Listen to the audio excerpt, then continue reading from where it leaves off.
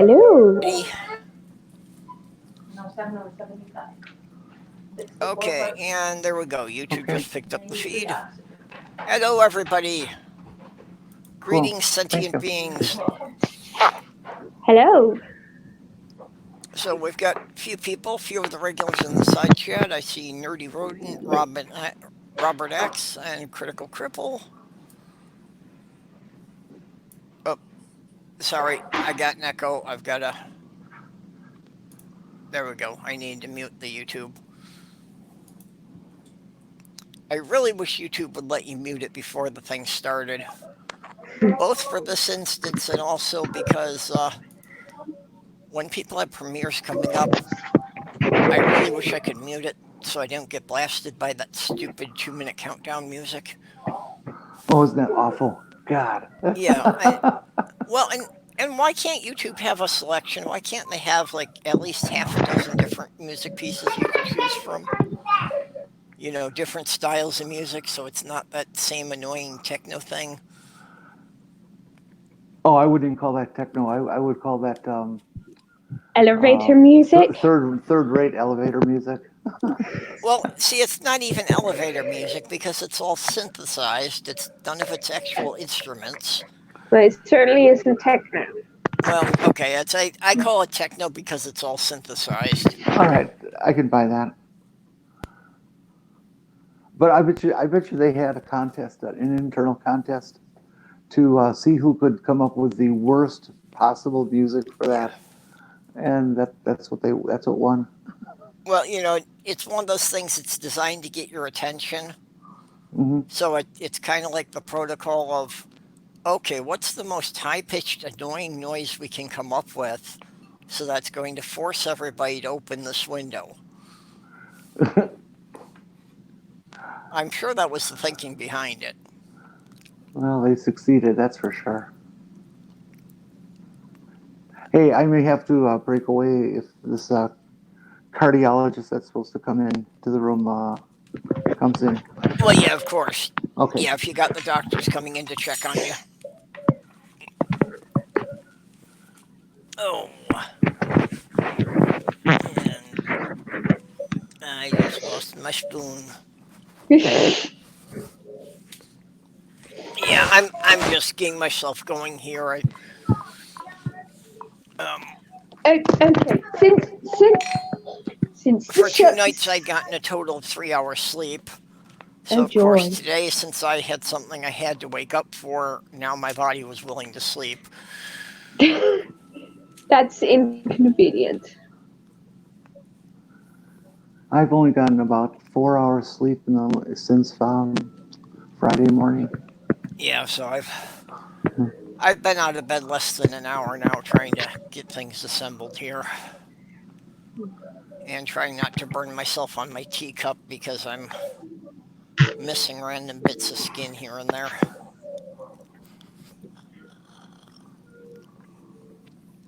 I'm trying to do the final work on the new desk I'm building.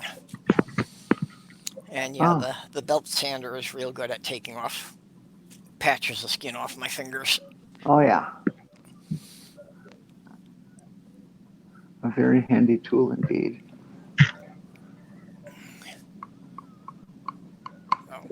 Okay. So anyway, Since the subject is supposed to be authors that are not particularly well known, I have to. Okay, well, you must start us off with one. Okay, the first one I wanted to mention is CJ Cantelli. They are a friend of mine, and they have written a bunch of creepypastas and psychological horrors. Their biggest one would be a series called the Steiner Collection. And I can put a link in the group chat for her Twitter. Not her there. I'm really sorry. I'm terrible. I can put a link in the chat group for their Twitter and their Facebook if you would like to check them out later. Okay. Um, can can you drop that in the live chat in the Oh, YouTube chat right. as well, or Sure, sure. I shall do that if it will okay? let me. Uh, Well, if you can't, you can put it in the private chat, and I can copy it over. Oh, and Doc Fearsome came no, in, it's my. and Mr. Shadow Kitty. So we're picking up a little more audience here. Well, since I keep dropping my phone all the time, it's not So, been incredibly helpful. so for anyone who Well, just came in, we're just trying to suggest a bit of extra reading of some authors you may not be familiar with. I've got a couple that um, actually I think they each had a best-selling book like back in the 1980s, but I don't know if they've published anything recently. So since the 1980s is from before most of the people in this community were alive, I figured I could go with that. But Well, I actually have an author that I can recommend for those out in the chat who um, do work on their own cars still, I try which to. which includes you, Purple. Yes, sir. Um, One of the best writers I know is a gentleman by the name of Charles Burke, or Charlie Burke, as I know him. sorry. And he works for Bentley Publishers, and Charles puts out some of the best damn um, repair manuals you're going to buy anywhere. Just plain out excellent. Um, and so if you're looking for a manual for your car, I would first check um, Robert Bentley Publishers out of Boston as your first source for seeing if they have something on your car. They're mostly into European stuff. I don't know what their catalog is for uh, Eurasian or Asian vehicles, but The name's actually familiar, and I'm thinking, and now I can't come up with the what the name of the program was, but the NPR station in New York on Sundays had a show that people could call in about car questions, and car had talk. these two mechanics, Yeah, and car talk. I think that they were talking about him on one episode. That wouldn't be surprising. Yeah, that was um, Tommy and Ray, the Tappert brothers. Yeah, Tappet Brothers. Those are the guys I was thinking of. Yeah. Yeah, yeah, they're brilliantly funny. One of the brothers died a couple of years ago from Alzheimer's, unfortunately. Oh. Um, yeah, it was really sad. Ended the show. Yeah, that was one that you know it's just something that I'd have on. I can't even remember what it was, but there was some regular thing that I wound up doing every Sunday morning, so I had him on in the car when I was driving. I was always surprised at how many people who weren't car people would listen to that show just because of the personality of those two guys. Yeah. They're really very funny. Yeah, and they gave solid advice. Yeah, they did. They absolutely did. Hi, Angie. You got time to come in and join us? Talk Come on about in, books? Angie.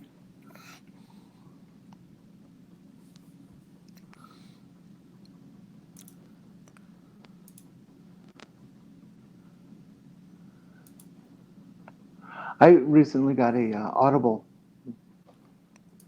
subscription. Yeah, I've been kind of meaning to do that, but lately I just haven't even felt I've had time to listen to it. And Mm. I guess, these days it's like you can't even download them as MP3s or that, so I probably would have to just download it in my phone and use my phone for playing them. Well, that's basically what I'm doing. Um, I quite frankly, I hate reading. I'm a good reader. I certainly have good comprehension with it, but I just hate the boring task of physically sitting there with proper lighting and paging through a book. I Yeah, well, tend to lose my place line to line as I move back and forth, and it's very frustrating trying to find it all the time. And things like Audible books is just a godsend to me. yeah. Uh, Oh, Angie's without internet connection. oh no, Angie. And for anyone who didn't see the thing on Twitter, Jen is talking to us from a hospital bed. Huh. So, yeah, I'm somewhat dyslexic, so reading's a bit of a chore for me. I often have to read a sentence 3 or 4 times before I get all the words in the correct order. Yeah, and for me, it's I have to read it three or four times just to make sure I'm reading that sentence and not two different sentences.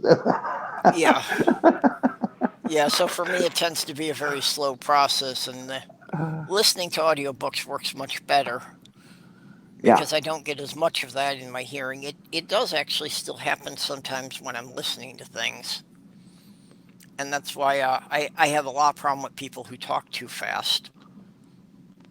Because if you're Mm. talking too fast, then I'm not necessarily, getting the sentences strung together right. Hmm. I really would hate to be dyslexic. I know I say I hate reading, but I really cherish the fact that I have good English skills. Um, you know, the mechanics of Yeah, English. The grammar and all that stuff. So many people don't. Um, whether it's by choice because it's boring to learn or something like dyslexia. Um, I just am real happy that I'm not one of them. yeah. Well, I And can do it when I can focus on it. But the problem is that, any kind of background noise or that, or, things with changes in lighting and that, mhm. can be too distracting and can just really keep breaking my focus so that I'm not comprehending much. My younger brother is dyslexic also, and I've tried to get him to talk about it, and see if there's any way that I can help him with it, or if there's any way I relate to him relative to things that take into account reading and stuff that it could improve our relationship or communication skills. And he just won't even talk about it. Yeah. It's unfortunate. Come Well, in. in my Your heart rate experience has been hanging around 70s to 90s. Hold with on, you guys. with with dyslexia, the best way to get through the reading and writing part of it is excessive practice. Hmm. It didn't. I didn't. I did not really get this through school. Um, the special ed class, people just ended up messing around all the time. Yeah. The only thing that really helped me was video games, specifically Final Fantasy VII and Grandia, the first one on the PlayStation 1, because, because I like fantasy stuff and tend to be a little bit obsessive. So I ended up playing both of those games probably about 10 times within a year. Hmm. Well, So it's that one of the that things that. Sorry. um that brought my skill up because when I was in started secondary school, when that's 11 years old. I My reading age was about 7 years old, and it didn't improve really until I got a games console when I was 13. So I was quite struggling with a lot of stuff. So that was fun, but Yeah, got it's there in one the of the end. things about my upbringing that I'm kind of resentful of is my dyslexia wasn't diagnosed until I was a junior in high school. And that was only because I wound up with an English teacher whose son was dyslexic, so she spotted it. And the Hmm. reason this pisses me off that all through elementary school they never thought to test me, even though my sister, who had gone through the same school with the same teachers 5 years ahead of me, was diagnosed as dyslexic. So why didn't Yeah, this ever occur to anyone to have me tested?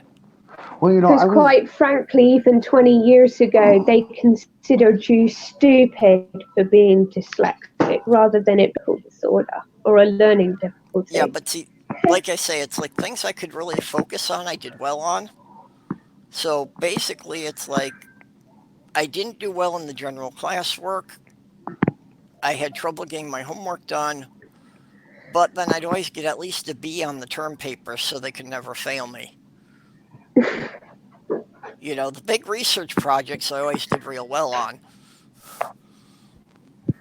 So I really got to like doing term papers when I was in, middle school.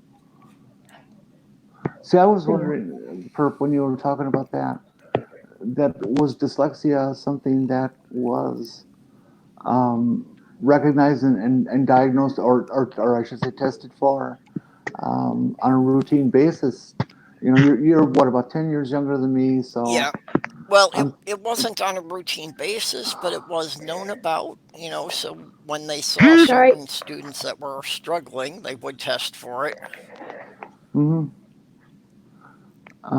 I'm just I trying to am think. also realizing that, where I was going to school in the 70s, that apparently I got a far more progressive education than most people are even getting today.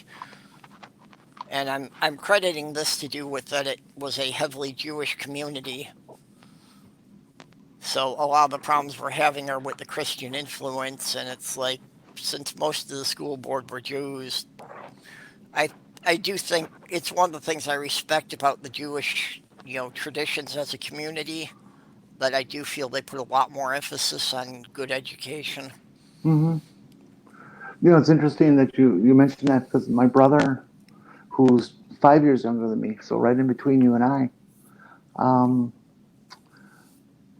I forget exactly what age he was when he was diagnosed, but he was in a school system on the far northeast side of Milwaukee County, which is a predominantly, I shouldn't say I shouldn't say predominantly, but a heavily populated Jewish population, or heavily concentrated Jewish population I'm sorry, what city was that by? in Milwaukee County, Oh, okay. um, the North Shore suburbs, as they're called. Um, but they're excellent schools. They're excellent schools, and they have but there's clearly a lot of Jewish folks live there, and they do have a lot of respect for education and want it done right.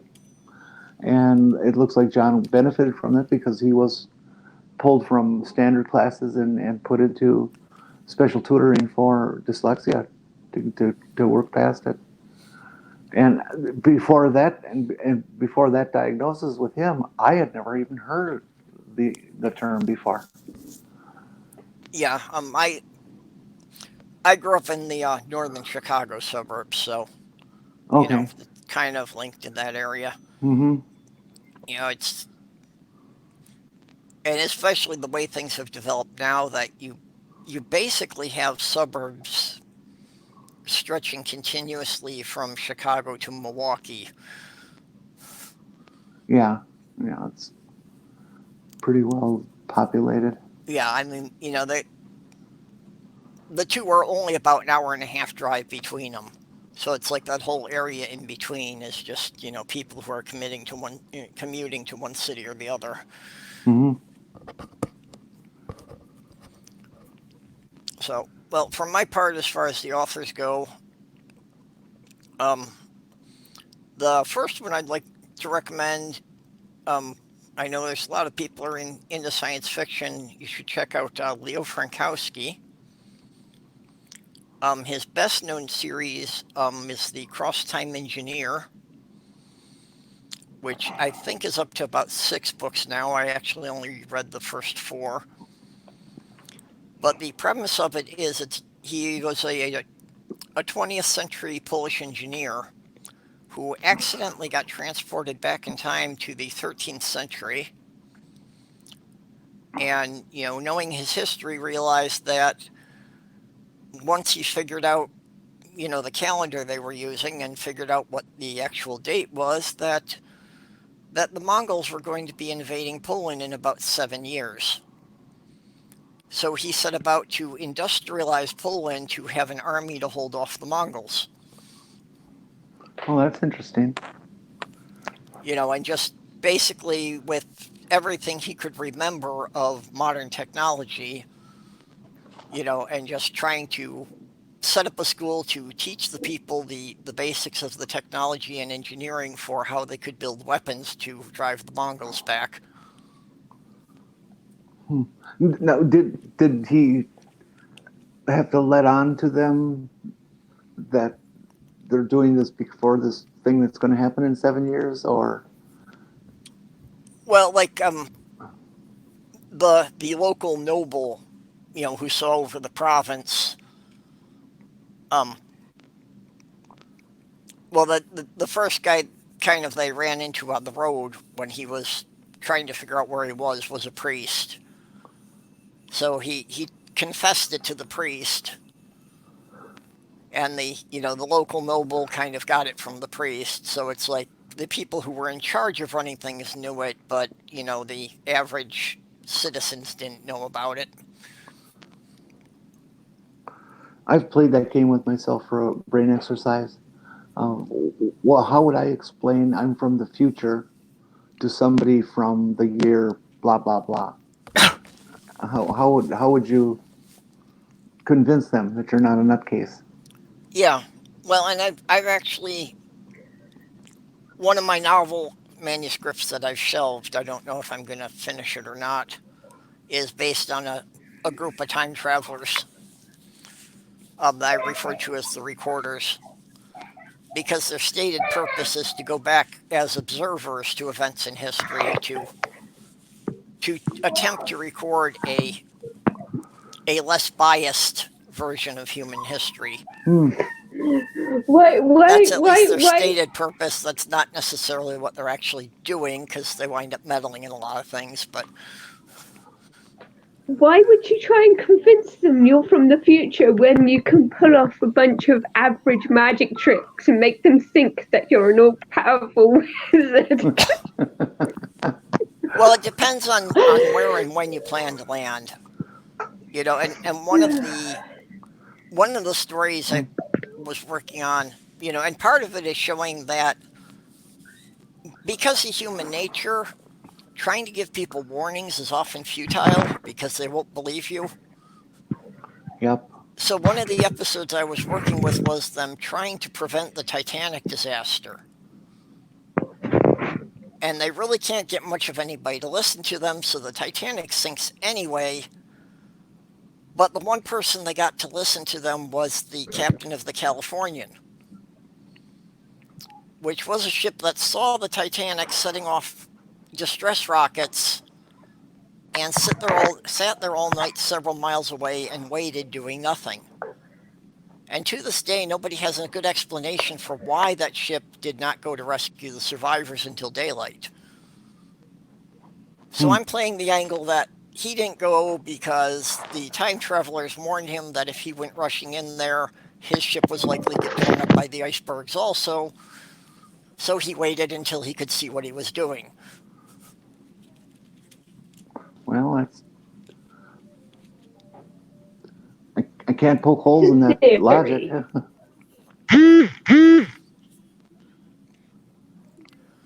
So, but one standalone book, if you want to get a feel for Leo Frankowski, is Kopernik's Rebellion, which is about this man and his uncle who, you know, came up with just revolutionary stuff and cracked the DNA, cracked the genetic code, so they were able to biologically engineer life forms for whatever purposes they wanted. And, well, one of their early attempts, not so much because it was a flaw in the design, but because people didn't use it as they intended it to, wound up getting a couple of people killed, and unfortunately, a couple of people wound up being some family members of some politicians. So the uncle wound up in jail, and the nephew kind of decided, fuck it, we're just going to overthrow the system. So, he starts engineering these creatures, and basically from a compound of their followers, you know, tries to start building a new society. And among the things he engineered were a couple of species of mosquitoes, one that ate iron and one that ate aluminum. So, breeding as mosquitoes do, he sent these things out, and with things eating holes in all the iron and all the steel and aluminum, you can imagine that pretty much disabled the military forces fairly quickly. Yeah, but that doesn't sound And like everything else. a very wise decision. Well, and see, this is one of the things that the book takes up, is that the kind of this warrior class of creatures they created turned out to be a little smarter than they realized, and it's kind of like, they're realizing the level of fatalities that's going to be involved in this, but they take a very pragmatic standpoint of it that, yeah, the rate the human race was going, they were going to destroy themselves anyway. So we're better off kind of, going along with the designer's plan, even though we know it's going to cause a lot of problems, and we'll kind of sort out the problems as we go along. I don't necessarily like dystopian futures, and it's certainly an excellent scenario to set up your protagonist Yeah. and things, but Well, it's it was just it's always so interesting negative. because it's like it was kind of simultaneously that there was this utopian society that they had established a colony of first. So you have the utopia spreading out as the dystopia is taking over. It's all simultaneous.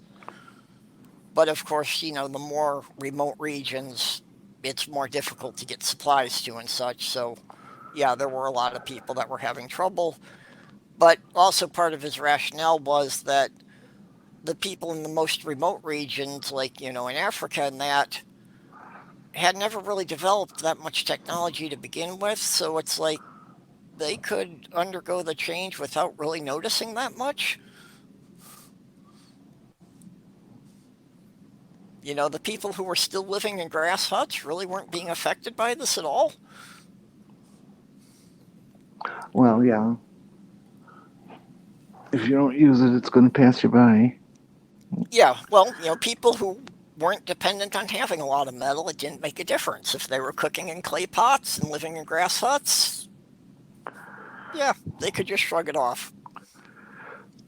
I still don't get it. Why would they want to destroy aluminum and iron, knowing damn well that they depend on it themselves? Well, they really didn't depend on it because all their technology was biological based.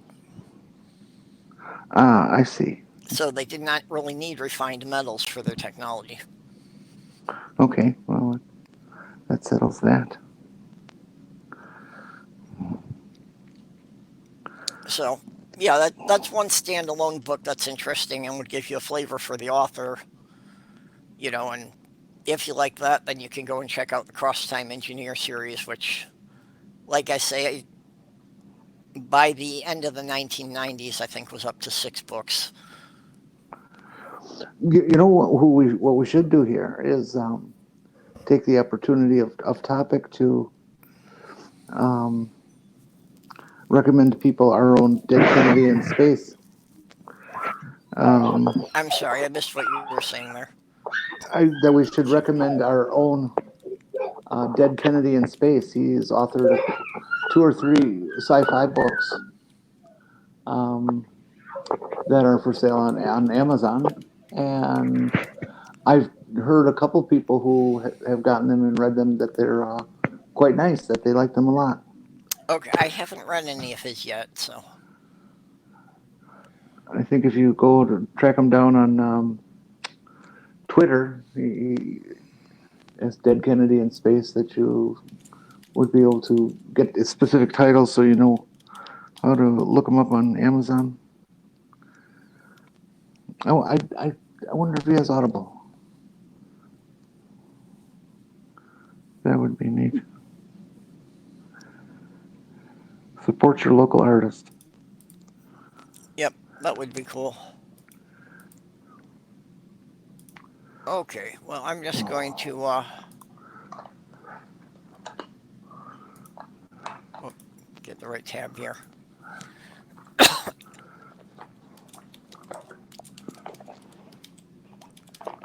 I'm just going to drop a link in the side chat here for an Amazon page about some of Leo Frankowski's books. Ooh. So if people want to go check those out. And Nerdy's saying, I wish I could write stories. You know what, Nerdy? We can work something out there. If you want to do some of your music and graphics for me, I can write some stories for you. Because being a storyteller is about the only thing I can do that I can show to people online. All of my other skills require a more physical presence. You sexy devil. And actually, Nerdy, I did want to talk to you about some stuff for that and see if I. Hey, I thought it was my job to embarrass everybody with sexual innuendos.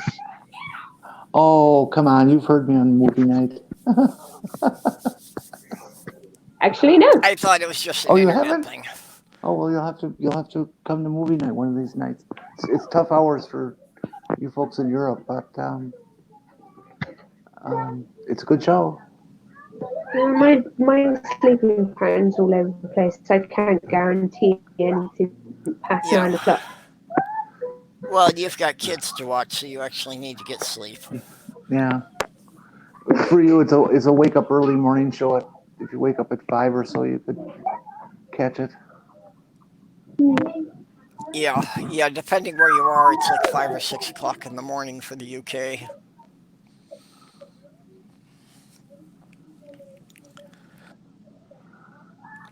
But it's a great excuse to start drinking at 6 o'clock in the morning. I really don't think that would be appropriate because then I'd have to take the kids to school while I'm drunk. Well, it's on the weekend. It's generally, Friday night, which would be Saturday morning for you. Okay. So, yeah, you wouldn't have to take the kids from school. You just have to listen to them screaming while you've got a hangover. Oh, I don't get them.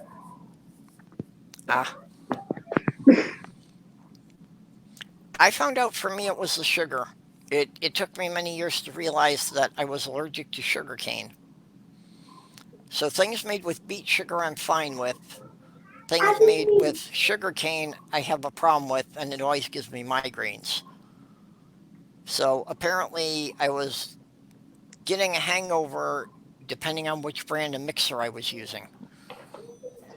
And of course, if I drink anything with rum.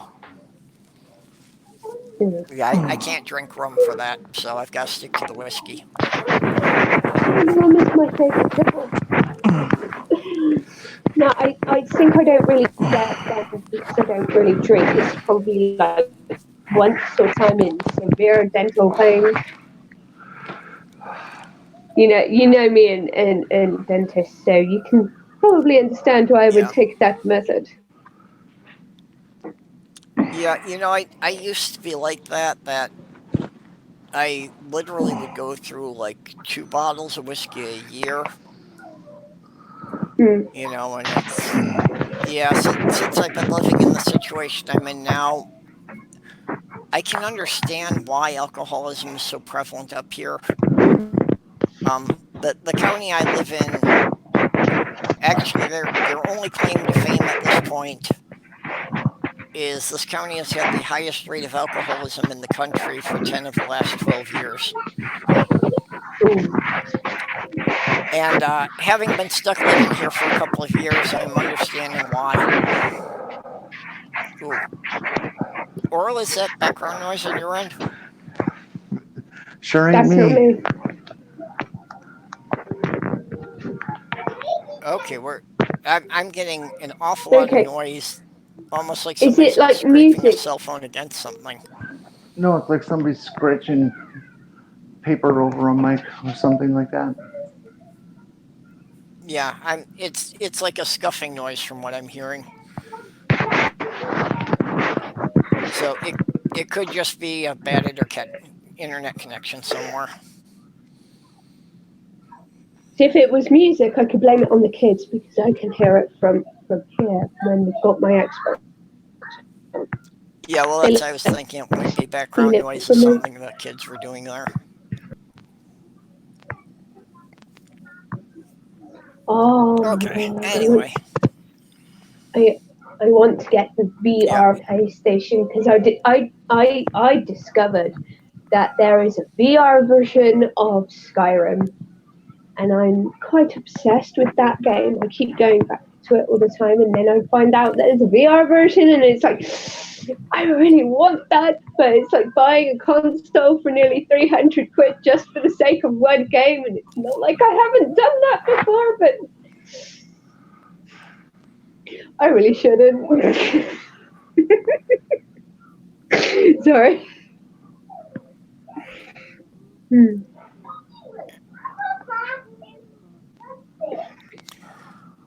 yeah, I haven't gotten into any video games for a long time, but you know, the VR has definitely advanced a lot, and I can see it's a good thing because some of the VR and with the motion sensor controllers, people can actually get some decent exercise with those now. Hmm.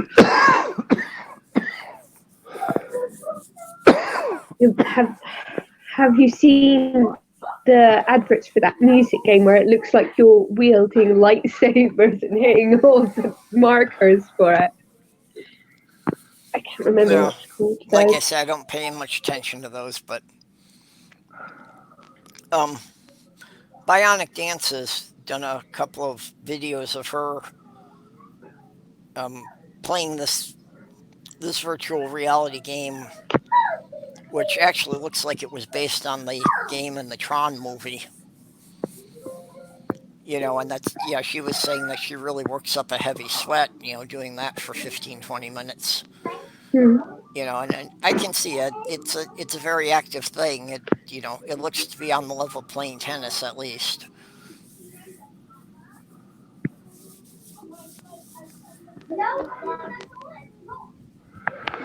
Sorry. Nerdy wrote in just saying Robot Recall is a good workout. Oh, and Beat Saber. I guess that's the game you were talking about.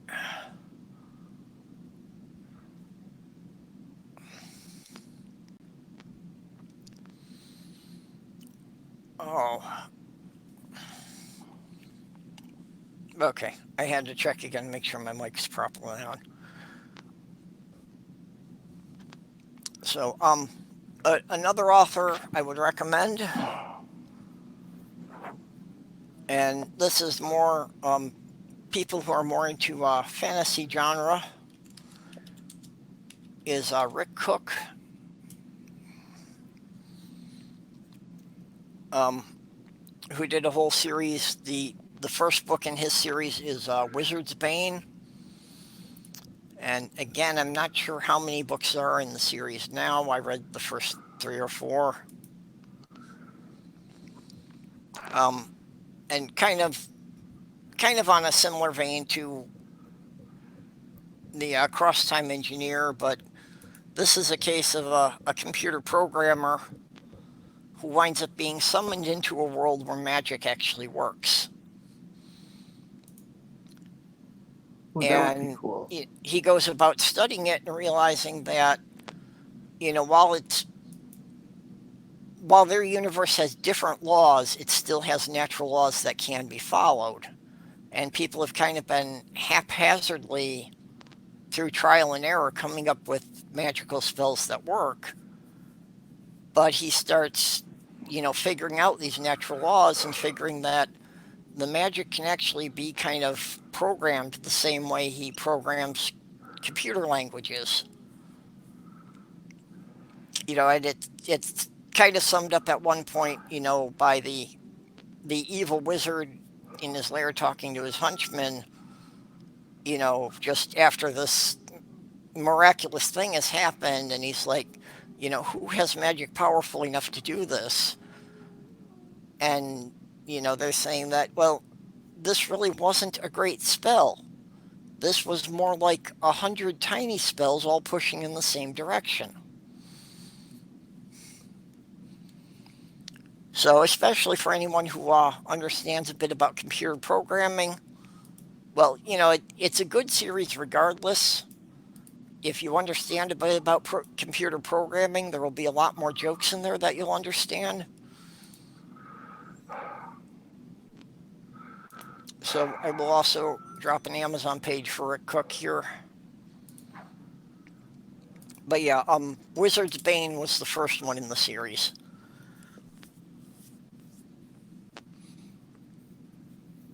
I think his Wizard's Bane, Wizardry Compiled, and Wizardry Cursed. I think that's the order of the first three.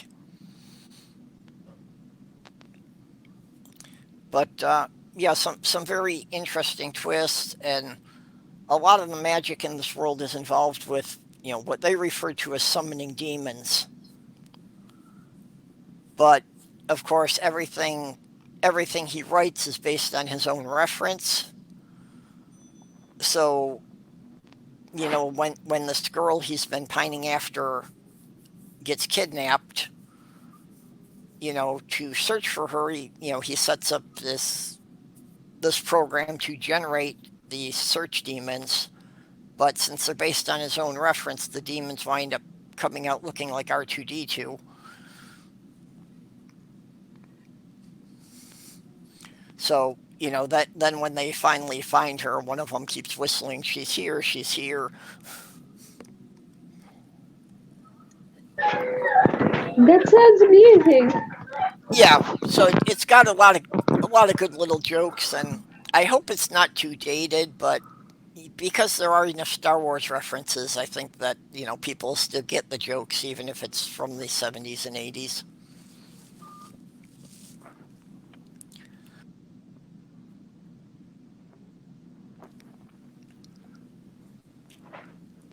Oh yeah, Nerdy Road's mentioning Stephen Donaldson. Um, uh, I kind of gotta go and look at him again now. I'm trying to remember what the titles of his books were. I know that's an author that I read around the same period.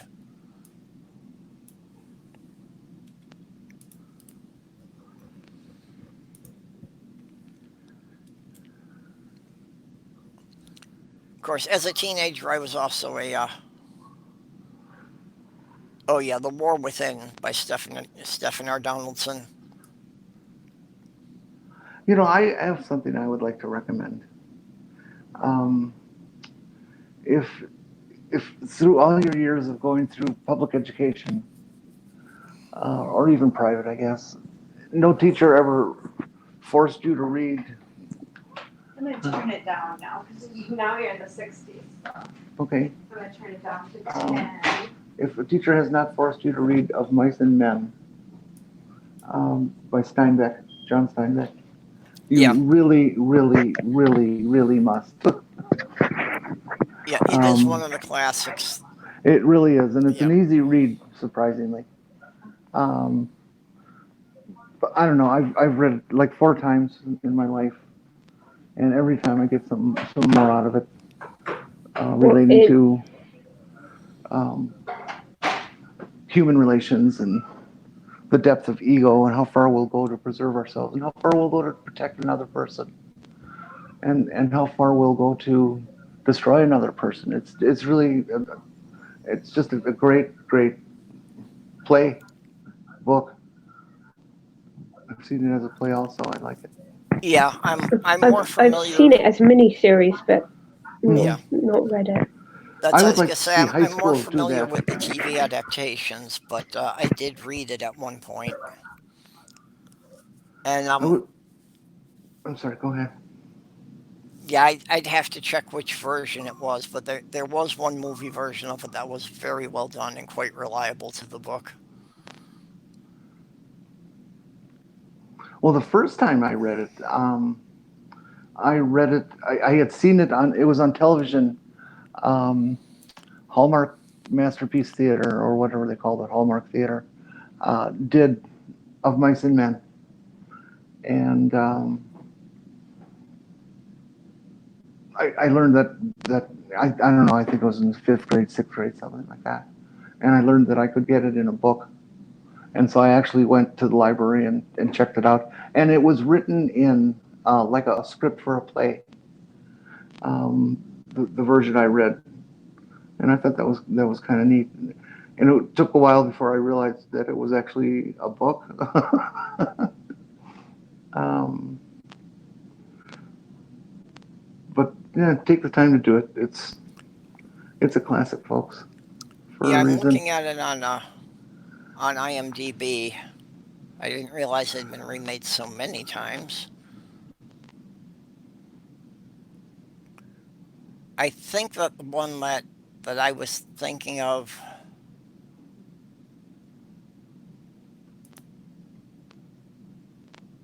I think it may have been the 1981 version here, with Robert Blake and Randy Quaid. I'm terrible at remembering celebrities, but I think that's the version I had in mind. It was either the 1968 or the 1981 version. I can't remember which now. Actually, I'm sure that I saw both of those. It's been so many years, I'm kind of confusing the two of them.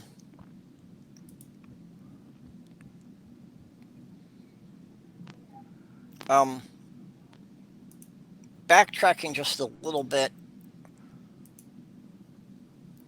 um, the mentions about Stephen R. Donaldson, and Lord Fowlsvane, the Chronicles of Thomas Coven and the Unbeliever, which Lord Fowlsvane was the first book.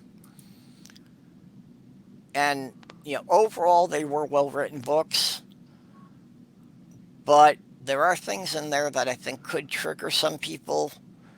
Um, the main character is actually rather misogynistic, and to some extent, you could kind of overlook this because when he gets pulled into this world, it's so illogical to him that he doesn't believe it's real. He thinks this is just a dream and it doesn't have consequences.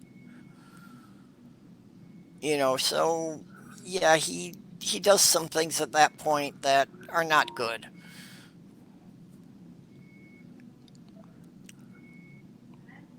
So just kind of a trigger warning for some people that some of his attitudes about women, mm, yeah, are things that you can't really approve of.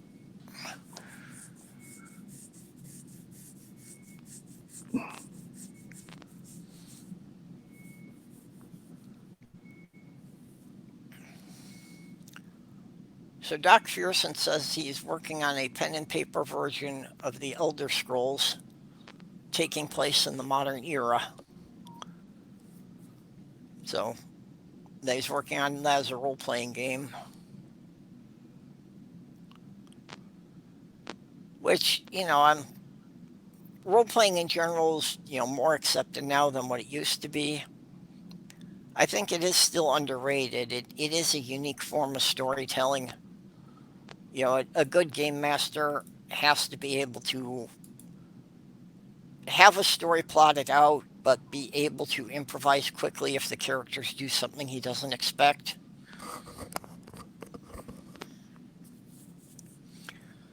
I actually wind up finding I have to do that a lot in my own writing. That for me, there comes a point when I'm writing that once I've got the characters established, I often get kind of the sense that I'm no longer writing the story, that it's more like the characters are dictating to me what's going on, that I've put them in the situation and I'm just kind of watching how they respond to it.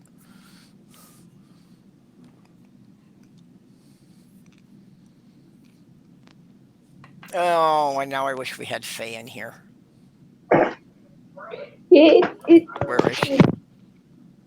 it's a little bit quiet at first. Yeah, I've tried writing before, but I get as far as accumulating loads and loads of notes, and then I kind of stop. So I've got like half a dozen notebooks filled with details on different like monsters or fairies or you know a bunch of suggestions or names or yeah, no, lose interest and just leave it, unfortunately.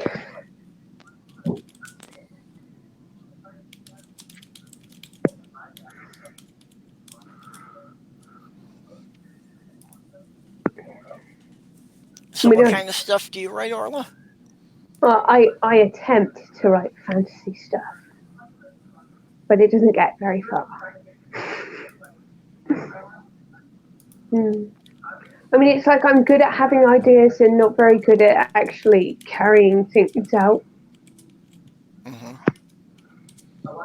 So it's like all those plans I've been making for the slasher app. I will probably like get the app, get a bunch of drawings commissioned, and then fail to go further than that because I can see that happening already. Uh, I need to pick up a few new skills as well for that as well, like editing videos and possibly taking a quick course on how to create video games. Yeah, I need to work more on my video editing. Um, I've got a lot of ideas, and for doing edited videos for my channel, it's kind of like I don't really have a real definite direction yet, Mm. and I'm not really sure like which stories people are going to be interested in. This one, So far, what I've gotten a good response to was a couple of historical pieces I did, mm. but I haven't really put up anything as far as all out fiction. So you have to be careful with historical content on YouTube at the moment because it's one of those things that has been regularly um, targeted along with atheism or horror or a bunch of other stuff. Okay, why would they be targeting historical? I actually have no idea. Maybe because Yeah, it uses a lot of the keywords that they don't know if it's still going to be the case at. But yeah, like a lot of the keywords that it would search for are things that would be used in context for those genres. yeah. I can see the But I context would don't. be a problem because it's like, yeah, I do a bunch of stuff about World War II, so it's like if it's doing the captioning, and if it's scanning that if it sees the word Nazi in there, it's going to trigger it, even if I'm talking about World War II. Exactly. It's like a lot of stuff like death or dying or deceased or cemetery or. Yeah, Hmm. yeah. I didn't memorize a bunch of those words. Well, somebody had put up a list of the keywords, and I only got through the letter B, and I was already thinking that, yeah, that's pretty much everything I ever write is going to be demonetized. Yeah. And I was only into the Bs. And just, considering covering the GSRM stuff, that had already sank most of it. Mm. That if you're talking about anything to do with atheism or the LGBT community, it was going to shut it down. Yeah, and I don't even know if it's going to be applied to the new system that's coming, but that already seems really, really bad. Yeah. Well, and the way YouTube works, if there's something that badly needed to be fixed, when they implement a new system, it won't fix any of the problems of the previous one. And creates more. Yep. If it was something that needed to be fixed badly, they fix it badly. Yeah. Well, Yeah, that pretty well says it. at this rate, they're going to make any new content almost impossible to categorize. People like what's his name? The guy who does those atheist cartoons. Sorry, Dark. I can't remember his name. But yeah, they are most definitely not for kids. But because they are animated, it's worded in such a way that he might have to class it as for children, but then anything that's classed for children automatically gets demonetized, and obviously the viewer rate is going on any of the kids stuff. So at this point, if it's something animated, do you have to make it so graphic that it cannot possibly be mistaken for kids' content? It's Yeah, and actually, this new awful. thing has pretty much killed one of the ideas I was working on. Mm. Is I'd actually been building stuff and practicing doing stop motion animation with Lego, but now apparently, if it's showing Lego in the video, they're going to classify it as kids content, regardless what the actual subject matter is.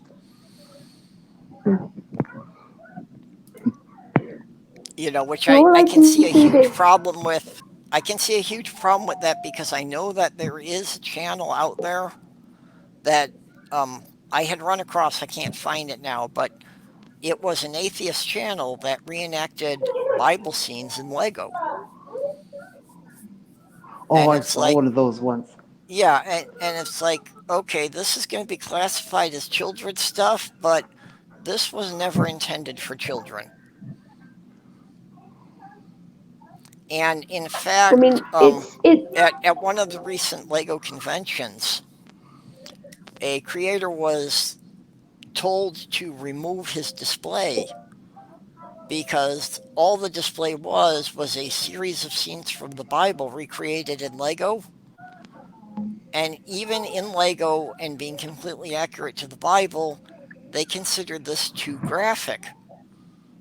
Because, like, for example, one of the scenes depicted the battle of David and Goliath and showed, David carrying Goliath's severed head home, which is completely accurate to the Bible, but they decided that that was too violent and offensive. Hmm. What's worse is that each offending video could bring you a fine of something like $42,000, I think. Yeah, that's That's the number gonna I'd pretty heard. much kill most content creators, isn't it? The only ones that are really going to survive this are people who are already well established with large numbers, who they won't target anyway because they're bringing in money. And Yep. yet you get people like Onision. I just saw a thing about him today. Again, targeting one of his girlfriends abusively, and he's been totally left off because he just brings in so much money with so many videos on different channels. It's Yep. grotesque. Yeah, and unfortunately, yeah, It, there is that very selective enforcement, and mm, that's what I keep saying is the problem is YouTube doesn't give a shit about any channel with less than 500,000 subscribers, but the channels who have made it up to that level will get preferential treatment. mm.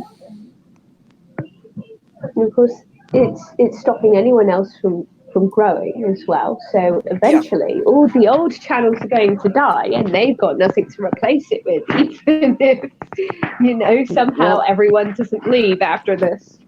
the one thing it's not doing, it's not stopping, is somebody's ability to write new software and create a new YouTube.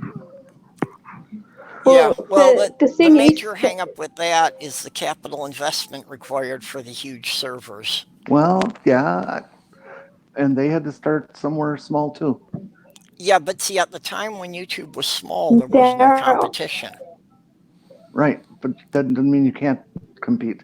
Yeah, Never say you can't just because there's yeah. competition. No, I'm not saying you can't. I'm saying it would be expensive and it would be difficult for a new system to build an audience when YouTube already has pretty much a monopoly.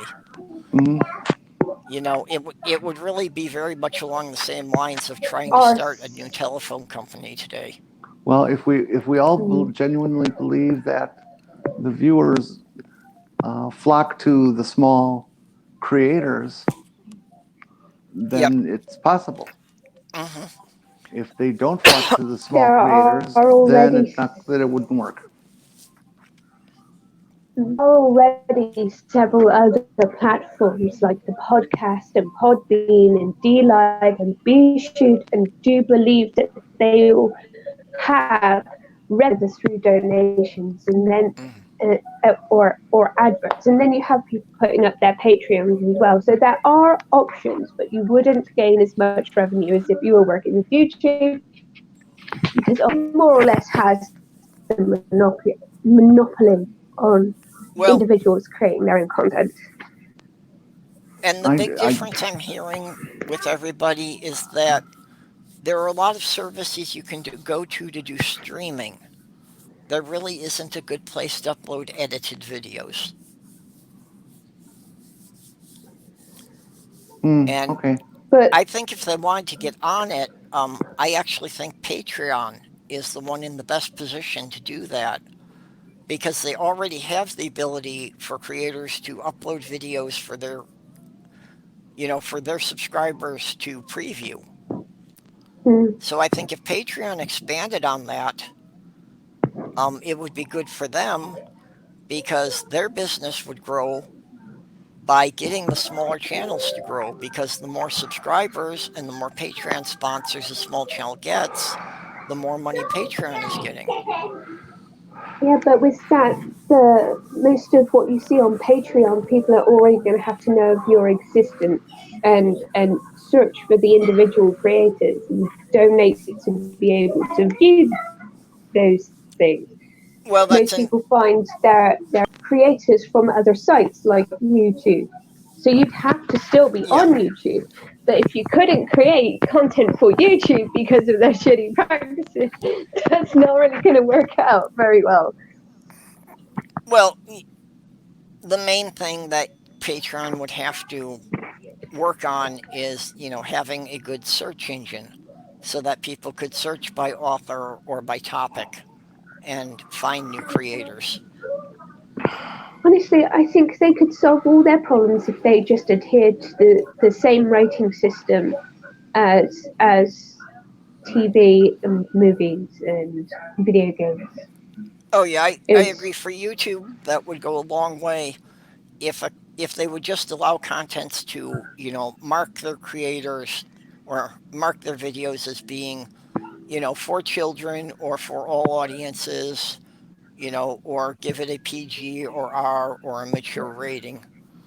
Yeah, but then someone's going to have to still review those videos, and I think that they're so up on trying to create profits that they will not employ enough people, or at least enough people in who understand the rating system Yeah. to do Well, and this. And that is the real core of the YouTube problem, is they are trying to do everything with bots.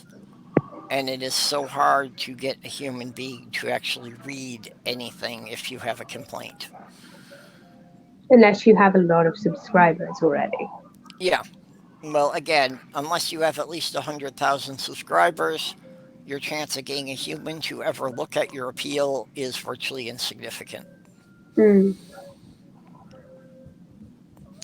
I know because YouTube suspended my channel twice before I uploaded my very first video. They say suspended, but 2 years later, neither of those accounts have been given back normal privileges. Mm. So it's like suspended for how long and for what? Permanent And suspension. yeah, I well, am familiar with this term. and they were Sorry. I got suspended twice, which was because they didn't tell me what I did wrong the first time, so I had no clue what I was supposed to avoid in the future.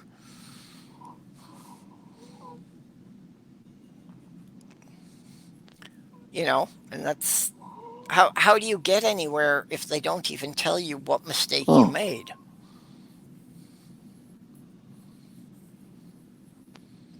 But all I ever got were form letters from bots and, no indication that any human being had ever looked at it.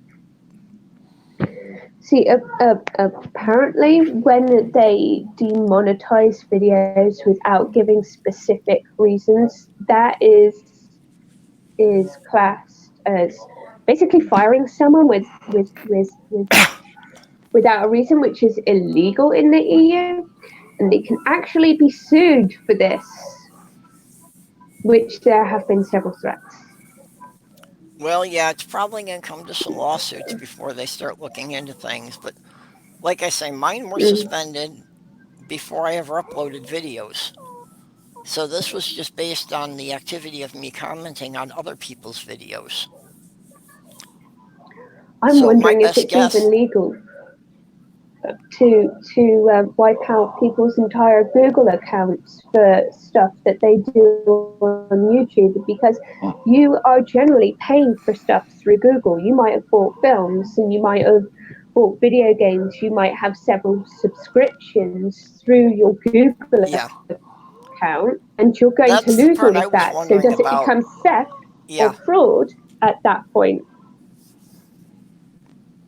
that's the part I was wondering about because, yeah, somebody had mentioned that if they lock out your Google account, anything you bought through the Google Play Store, any of the apps, you can no longer access. So, what? yeah. Well, if they lock out your entire Google account, then you don't have access to those. For something that you've paid for? Yes. Yeah, so I was wondering about the legality of that, but it's gonna take somebody challenging it in the courts before anything's changed about it, or at least a lawyer giving them a very convincing threat. Yeah, EULAs are such a minefield of bullshit.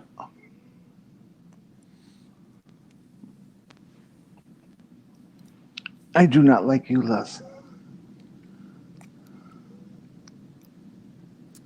Yeah.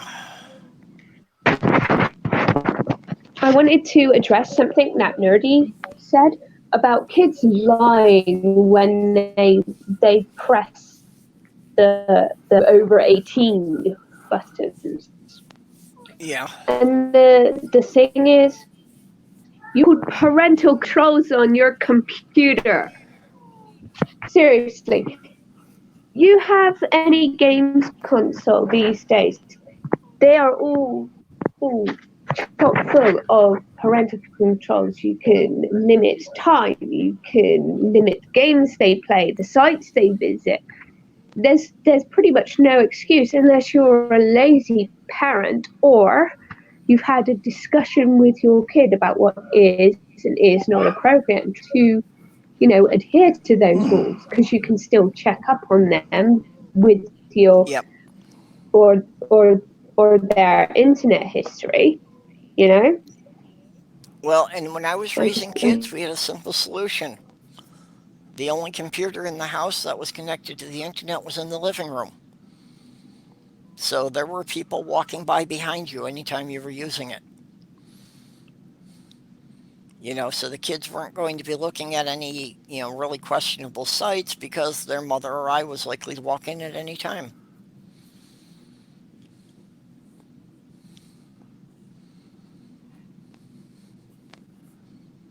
So, for the parenting part, it's not really that difficult.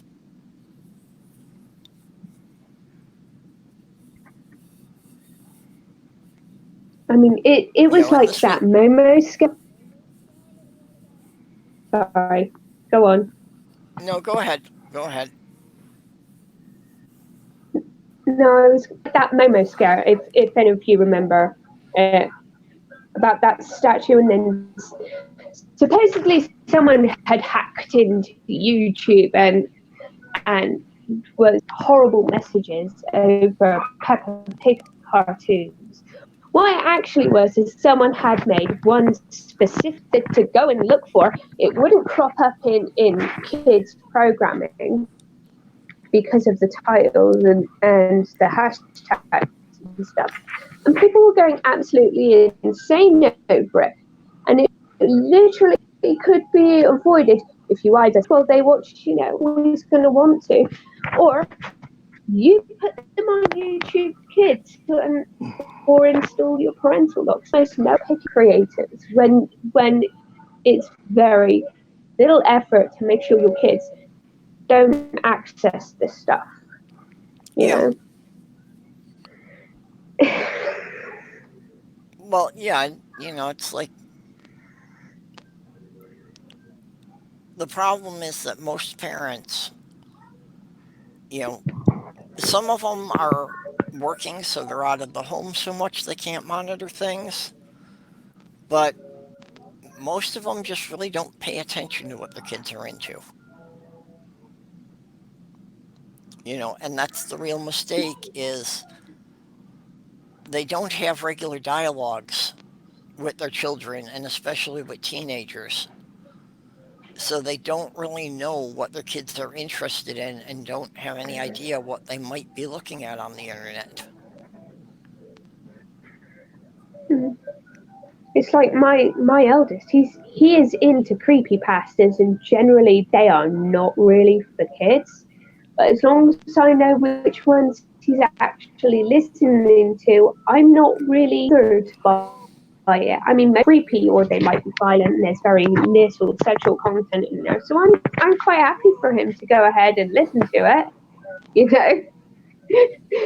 know. I know that sounds horrible, but he's really into horror. Like, Yeah, no, and you know, there isn't really a problem with that. I mean, some kids get into the horror stuff fairly young, and as long as mm, the parents talk with them about it, and it's like, yeah, this is fiction. As long as you get the kid to understand the difference between fiction and reality, and some things you read about are not acceptable to do in real life, and as long as yeah. you can help them understand those boundaries, it's not really a problem. Yeah, well, my eldest is 14, and I would say that most of the creepy pastas out there would be like the 15-year-olds, 15 to 18-year-olds really appeal to that sort of age group. So he's not really that Yeah, I've far only off read of a it. couple of those kind of things. I'm not big into horror myself, Mm. I mean, there are a but couple of them I've said, I don't want you to listen to that. And I trust him enough to not to actually do that. I mean, he wouldn't even come to see It Chapter 2 with me because at the cinema it's rated a 15. I'm not yeah. allowed to go, Mum. So, I know that he won't do it Yeah. if I don't want him to. Well, and that's, Sorry. I know a lot of people who are, now in their 40s and 50s who, were reading Stephen King even before they were teenagers. Hmm. This has not resulted in a rash of mass murders. It's like the argument against video games, isn't it? The thing Yep. is, if you know that it's fictional, you are not going to go out and do those things because you've seen them or read them. It's actually a rather helpful outlet, especially right. There was this study done that apparently some horror films can help with anxiety because it's making you redirect that energy into the, the content of the film rather than Yeah. in your daily life, which I thought Yep. was a nice little tidbit. Well, I Well, don't know about that. I mean, I'm pretty sure I'm transgender because Bugs Bunny used to do drag on Saturday morning cartoons. yeah. Uh, Said for me, my writing is a way to get that out. That I have some characters and some stories that are deeply disturbing that probably I will not ever let anyone else read. But it's kind of like, yeah, if I can get that stuff out of my head in some fashion, it helps. What do I you have one what story that I'm never going to complete because the characters are so disturbing, I really don't want to know where that's going. where do you find that filter in yourself? And can you teach it to Seth MacFarlane? Yeah, I think Seth MacFarlane's too far gone, but um, yeah, the filter, it's just something that's developed, and it's like, yeah, and it's kind of like Stephen King, writes these books about, people who are doing horrible things, who are, committing murders and mutilations, and then he would go to read to children at the library, you know. Yeah. So it's just, yeah, that everyone has a dark side, and you need to come to terms with it in some manner. Oh, sure, sure. For me, a guy like Seth MacFarlane, I mean, he's brilliant. I mean, he's very good. I enjoy so much of his stuff, but he can go over that edge with such a plum, and with seemingly no regard for the repercussions. I want to see him have a filter where he realizes that if something he's doing is becoming fashionable in its negativity, that maybe you shouldn't be doing that. You know? Yeah, Okay, I like for example, his Blame Canada. Now, I picked that only because it's something I know lots of novelists know about. It's not really anything negative or terrible or bad, yeah, but if it were, and it took on that popularity, what are you doing that for then? You know, that's why do you want to hurt Canada that way? Um, he and he he doesn't does it need a with filter. He needs a buddy system for someone to tell him, no, please don't do that.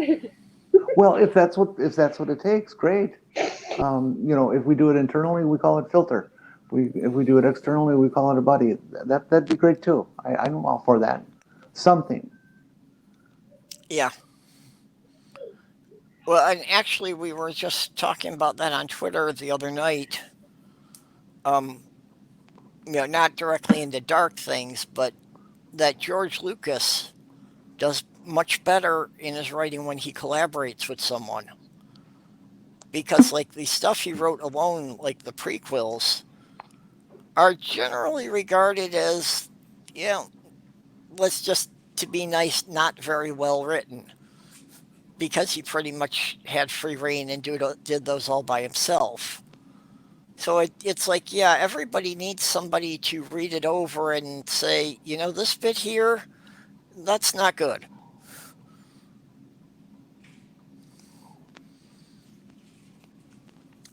Dave is saying in the side chat, we didn't restrict Jen. She had complete internet access, and we taught her that she should come and talk to us if anyone asked her to do anything or if she saw something bad. And that's the thing I was saying, that the parents and children need to be able to have a dialogue. The kids need to feel that, they can trust their parents enough to go to them and, say something was unsettling or they're worried about something. Okay, hold on. I gotta go quiet a minute.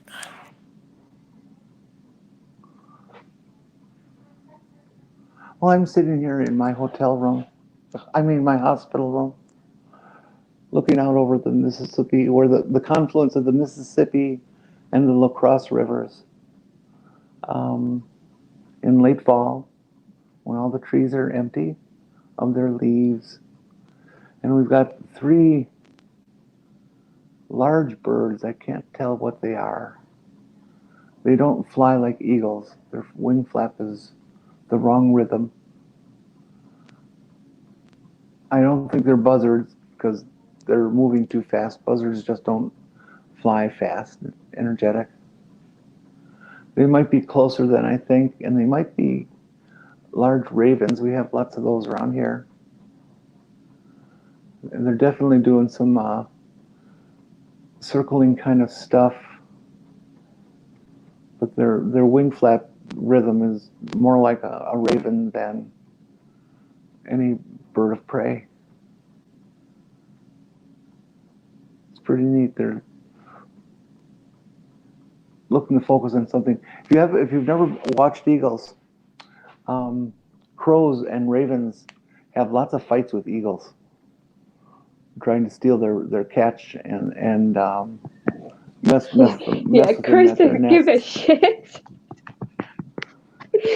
No, oh yeah. Eagles don't bother them. The crows can kind of outfly them because they're smaller, and the eagle knows it, I think. So they just put up with a lot of crap.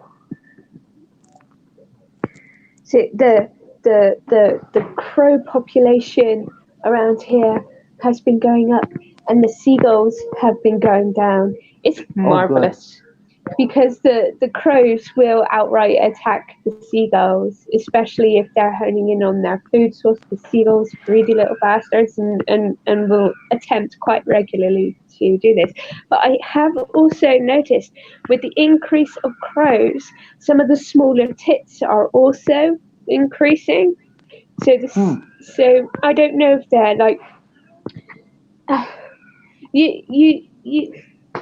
you like that whole wolves in Yellowstone thing, where once the wolves were introduced, that the whole ecosystem benefited from it, and the trees were thriving. I am thinking that we are seeing something similar happen here because the number of crows are increasing, and the smaller birds are getting more of a chance. You guys are allowed to take things like crows and owls and make them pets, aren't you? I have not heard of anyone making them a pet through like shops and things. It's more like when they are rescued. Like, oh, you found one that's fallen out of its nest and the mother's not taking care of it. You can like take it home and bring it up, and no one says anything about it. But you can't exactly buy them.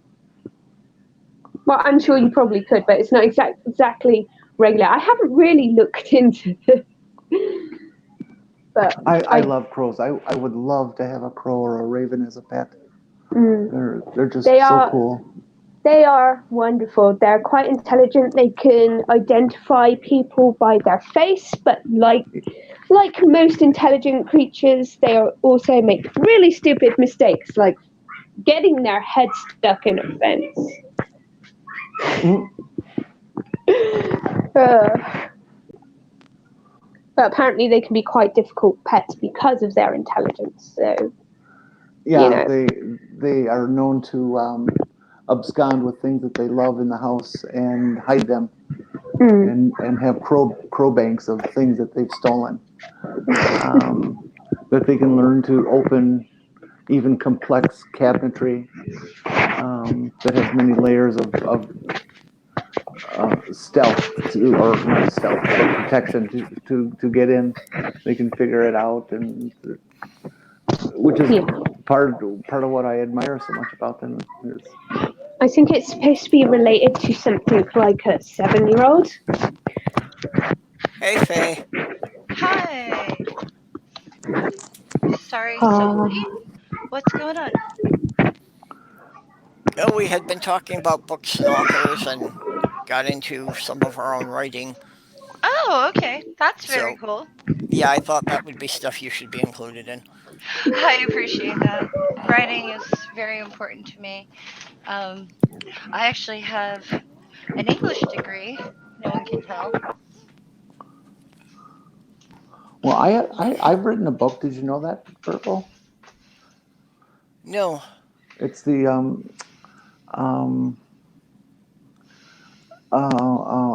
what the hell did I title it? I forgot. We'll just boil it down to the 1955 to 1962 BMW Isetta workshop manual. Ah, Hey, it's 230 pages. I was thinking that I would publish a do-it-yourself novel kit. You get a blank journal and a pen. Uh, well, actually, it's November. Um, and November is classically write a novel month. Yeah, and I've seen that thing promoting, about knocking out a novel in 1 month. Uh-huh. And it is possible. Oh yeah, I've talked to people who have done it. How many words is a typical novel? It's what they ask is participants attempt to write a 50,000 word manuscript. Who is wrestling with their headset? It Yeah, just sounds like someone's having a battle. Yeah, it does. I yeah, Orla, I do think that's you, and I think maybe you need to mute Probably your because mic I'm when you're not pacing. talking. Oh, you're I'm pacing? I do a lot of I'm pacing. pacing. Okay. Sorry. Okay, yeah. I was like, what is that? Because usually that happens when my friend is like itching, and his hand goes underneath the mic. I don't know. Well, Anywho, I used to write a magazine column, and every month it was required to be 1,000 words, and sometimes it would take a week, 2 weeks to come up with a title and subject matter and bang it out, and sometimes it would take 20 minutes because 1,000 words is only like one sheet of typing paper, single spaced, 10 point times Roman. Uh, I don't know the specifics for it, but like if you put it Yeah. that way, then you know a novel would have to be 50,000 pages or 50 no 5,000 pages, and that's not always the case. Some well, novels are only 80 pages. they also print smaller than a 10 point times Roman. I would bet. Yeah, I don't know. the 10-point times Roman is the standard for most newspapers. Novels, they do try to conserve the paper, and I think they usually print it in an 8-point. Right, but like I've seen novels be like 80 pages.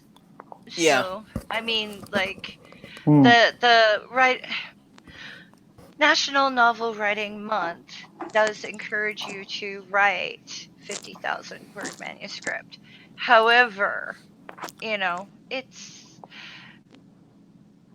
you can go more or less. I mean, there is a big difference between like the first book of the Harry Potter series and book 4. The actual task of getting words down on the paper, I think, is very doable for lots and lots of people. Um, Unfortunately, though, a lot of people don't self-edit, well, are yeah, very repetitious, will do laundry list descriptions, and there's really nothing wrong with that, but it does drive me crazy. Another thing that drives me crazy is when people write is they tell the audience how to absorb the information. And they kind of like some authors lecture their audience instead of hmm letting them experience their own thoughts and feelings during activities and letting the audience member when they close the book, absorb, process, challenge the ethics, challenge the motivations, challenge. That's the thing. It's like it's one thing to be brought into a story so that you can experience. It's another thing to be told how to process it. Hmm. And I find that to be a common mistake. And one of the worst things is if someone's going to write, and I honestly think this, it's like whether you are writing something like a recipe or you're writing something just for yourself or I think a lot of writers forget to include that invisible audience. You know, whether you have any aspirations to show it to another person or not, I think if in your head you are writing it for an alien, like someone who doesn't know you or your friends or whatever, giving enough background without giving too much background is a very delicate balance. And if you find the right balance, you can write a wonderful novel. That was always my editor's big haunt of me and my writing is he would say that I forget the backstory for the unknowing audience. Um, Right. Yep. that I was just assuming too high of a level of knowledge or experience or awareness of a particular area as I would go into it, and I needed to spend more time establishing that I mean, Okay. for there's them. ways to establish like mood and setting. Like you can have the sunshine that's coming through the window be uh, kind of like heatless and thin, or you can have it bright and whatever. And that also helps set the tone of Oh, a scene. oh, did you have you seen this thing that is going around Twitter right now? Um, uh, let me just You dig it can up. do it. Talk amongst yourselves. Yeah, I was just for Here it is. reference I got it. googling a bit, Well, um, and it Okay. was saying that the average novel is somewhere between 50,000 and 100,000 words. yeah. And for example, most of the Harry Potter novels were between 77,000 and 100,000. Hmm. And that seems to be a really good benchmark. But you can actually do it in less. I have seen shorter pieces of writing treated as a novel, Mm. but I prefer a healthy sized book. I mean, I've never gone by how many pages it is. That kind of drove me crazy when I was working for Barnes and Noble. They would be like, a parent would come in and go, I need a book for my kid to read, and it can't be too many pages because they're stupid. And the kid would be right there. And of Yeah, course, my treatment of it was ignore the parent completely and just turn around and go, aside from everything she thinks or he thinks, what do you want to read? What are you yeah, interested in? And I was once very verbally abusive to a parent for it, but I learned just to, well, you're not reading it, so your opinion doesn't matter. It's their opinion that matters right now. It's your kid. And then turning around and, you know, it's like, well, I really like jokes. Oh, how about Captain Underpants? You know, and really? It's like, yeah, why not? Parent just making faces and I'm pulling out. It's like, well, this is about adventures and this guy has a pet dragon and this is about magic. This isn't magic. This is more adventuring, you know, in everyday life. And this is like a book that has a lot of emotions in it. And it's about growing up. And this one is, you know, and it's like what subject are you interested in here? What do you want to explore? And just sort of like picking out the right things and letting them read the jackets. And you know, but it's different. Like if you're going to create books, I notice there's a lot of like, I don't know, self-published books, especially on Amazon. Do you guys know about the Amazon self-publishing options Mm-hmm. out there? yeah. Yeah, Yep. well, Purple, I think you should totally publish because you're actually a very strong writer and you don't have bad habits. I haven't really seen any of your writing like kick me in the teeth that says, "Hey, purple needs to like practice on this or avoid doing that." Like I wouldn't give you any advice at all. I'd just say, "Well, what's next?" Well, I mostly need somebody to edit for mechanics because my spelling and grammar aren't really that strong. Yeah, well, my But spelling and grammar aren't that strong either, even though I was an English major. But I mean, that's what editors are for. right, And there are people that will either do that for free or you can find someone who does that for a yeah. living. They usually don't charge that much. Okay, well, Jen, Okay, okay, you guys. what'd you find I've that been you were waiting looking for up? this. Go ahead, Jen. Yes, Did we lose Jen? I think so. Okay, she We'll is in just the have to wait. hospital, so she did say she'd have to, like Hmm. go quiet when the doctors or nurses came in for things. So, Yeah. Hmm. but yeah, So my problem actually has tended to be overwriting and trying to figure out what I can cut out without losing the story. Hmm. Because I tend to develop like very elaborate backstories for each character. And then it's a question of how much of this does the reader actually need to know to understand the story? Well, Purple, one of the things I suggest to you is edit what is need to know at the moment, but highlight what you need, and you can either do a spin-off for that information or you can use it further on down the series. You are more likely to get published by a real publisher Mhm. for any written work if you have a series planned. Yeah, well, actually, the novel I'm working on now, the entire thing developed out of this group they encountered that was only in one chapter of the novel I abandoned. Hmm. And that spawned an entire universe into itself over a couple of years. That's fine too. But Orla was trying to talk. Yeah, Orla? Orla. yeah, I was just wondering if you still teach in what age range, because I have a suggestion for a kids book or a kids series anyway. That's really cool. How long have you been working on the series? No, I said I have a suggestion, it's not mine. Oh, Yeah. okay. Well, Uh, I wouldn't want to talk about it on air. So, Okay. okay, yeah. But I have a question. Why wouldn't you write it yourself, hon? Because every time I try and write something, I get as far as collecting all the information or researching characters' names and creatures and such, and then I falter.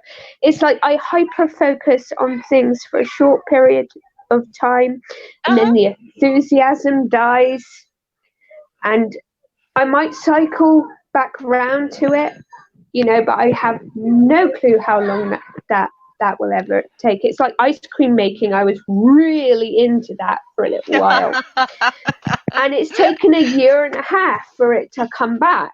Hmm. You know, Yeah, so I get it. this is why I tend not to complete anything. Well, I was one of the only undergrads to actually teach creative writing while I was at school. Yeah, So, I mean, if you're interested in actually writing it, I might be able to help you with the discipline, or if you wanted me to write it for you, or if you wanted Purple to write it for you. Purple's wonderful.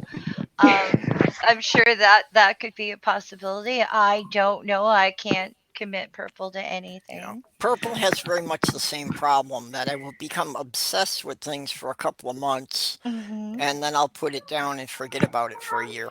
Well, how about this? How about trying to do everything within a month so you don't let yourself leave it? See, that when I sounds write, like a good idea. uh But huh. when it comes to things that you need to collect items for, like say suddenly getting hyper focused on sewing or cross stitch or something else, and you realize you need to collect all those things, by the time you've collected all those things, then the obsession is gone. Well, So it's not necessarily going to work out that way. instead of focusing on the negative, maybe focusing on the positive, and I'm willing to work with you to try to get you through so you can complete it if you're Okay. interested in that. Because I mean, it would be great. It's like I can write a story. I wrote a children's book recently. I was going to publish it on YouTube, but with the kappa thing and realizing what they're doing, I'm not going to be doing it that way. I might submit it to Amazon instead because I did draw out a kid's book. Well, if you do, I'll help you promote it. I will try. I will try. I don't know what's legal, what's not, blah blah blah, all this other stuff. So I'm gonna have to look into those rules Yeah. and everything. Hey, But I was gonna read my own books online, but now it's like maybe I won't. Well, you can always enlist other people to read the story for you. That way, you don't directly get into trouble if something happens, and they have a free piece of literature. I had thought of the idea myself that I might have set up a channel of doing short stories in the same universe as my novel on YouTube. Yeah. But with the changes YouTube's been making, I don't know if I want to do that. Well, if you do a hey, kid-friendly channel, that you can't promote it, you can't do this, people can't share Yeah. it, blah blah blah. It won't be recommended by YouTube. So, only people who know you or whatever will be able to enjoy Yeah. it, or people who search it out completely. But that's why I'm saying maybe that in itself is a good reason to just publish it all on Amazon. Yep. Okay, Jen, I, you had been doing some research when we lost you. oh, so you never heard me reading? No. No, we didn't hear Okay, you reading. all right. No. Well, do you want to go into it, or Yeah, tell us what it's you up to found. you? I don't even know what you're going into, honey, so you're Okay. just going to have to start. Um. Okay, now I gotta find it again. It'll only take a moment. Excuse me. Okay, here we go. This is a piece of writing that a woman has posted on Twitter for people to just read and see what they think. Okay, she is not the author. This is only like 2 paragraphs. Its title is Red Snowflakes, and it is a prologue Oh, I read that this to. morning. That was written by a 12-year-old Oh, child. you gave it away! You gave it Yeah, well, away! I don't know if it would be appropriate to actually read it on Purple's channel. Why not? Got it out in the public universe on Twitter. Yeah, but YouTube is going to be cracking down on things like that.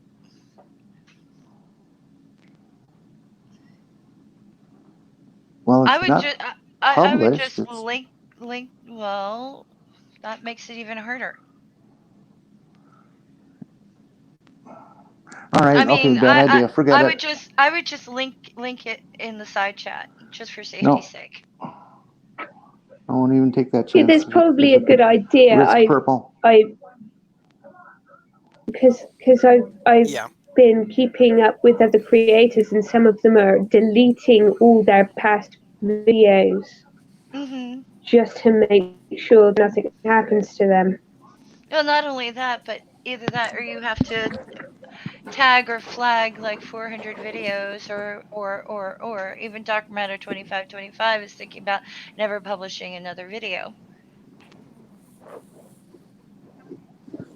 That because was the person I was trying to remember before. right. Thank you. So but the thing is, it's like I don't know the child's name, so we can't give them credit for the writing that they did. It's incomplete. It's the beginning of a story, but it's absolutely wonderful. I think that kid is definitely going to have a career one day. I think he's a prodigy. I think he's got a career right now. Mhm. I followed the woman and put in my follow. If I follow you, am I going to? Does this mean I'm going to get to read more of this kid's stuff? I want to. Right. Well, 12-year-old? 12-year-old, and apparently has Jeez. been writing these types of stories since they were 6. But that's the same. Like, do you know the Arrogance series? That person was not even 18 when they started publishing their own fantasy work. Hmm. There are child prodigy authors out there. If you look into some of the backgrounds of authors, you'd be like, oh my, how did they make it? How did they have the time for this, or how did they have the emotional maturity in order to create or write what they've written?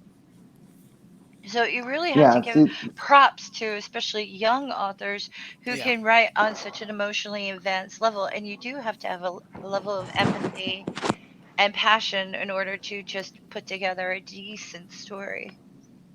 I was well into my 30s before I had any level of confidence to let anybody see anything I've written. And then I was thrust into the limelight, at least much limelight as my life had, Hmm. um, by an editor who saw my stuff and says, "You are going to write for me, period. Here's the money." Money? Well, that's You excellent. can make money at this? And so I did. Um, With my rudimentary skills, I did some editing for a group, a company, for employee manuals mhm. for some major companies. And I remember doing the first one, and I turned around to the person who wrote the section I was working on, and I basically said, "You wrote this at 4 in the morning. Can you please redo it before you submit it to me?" Ooh, ooh, ooh, ooh. And the You're one thing of is, those she editors. she she turned around and said, "Yes, I did write it at 4 in the morning." And I said, "Well, can you not do that again?" Uh, Because she's the one with the doctorate, and I'm the one with the bachelor's. ooh. Yeah.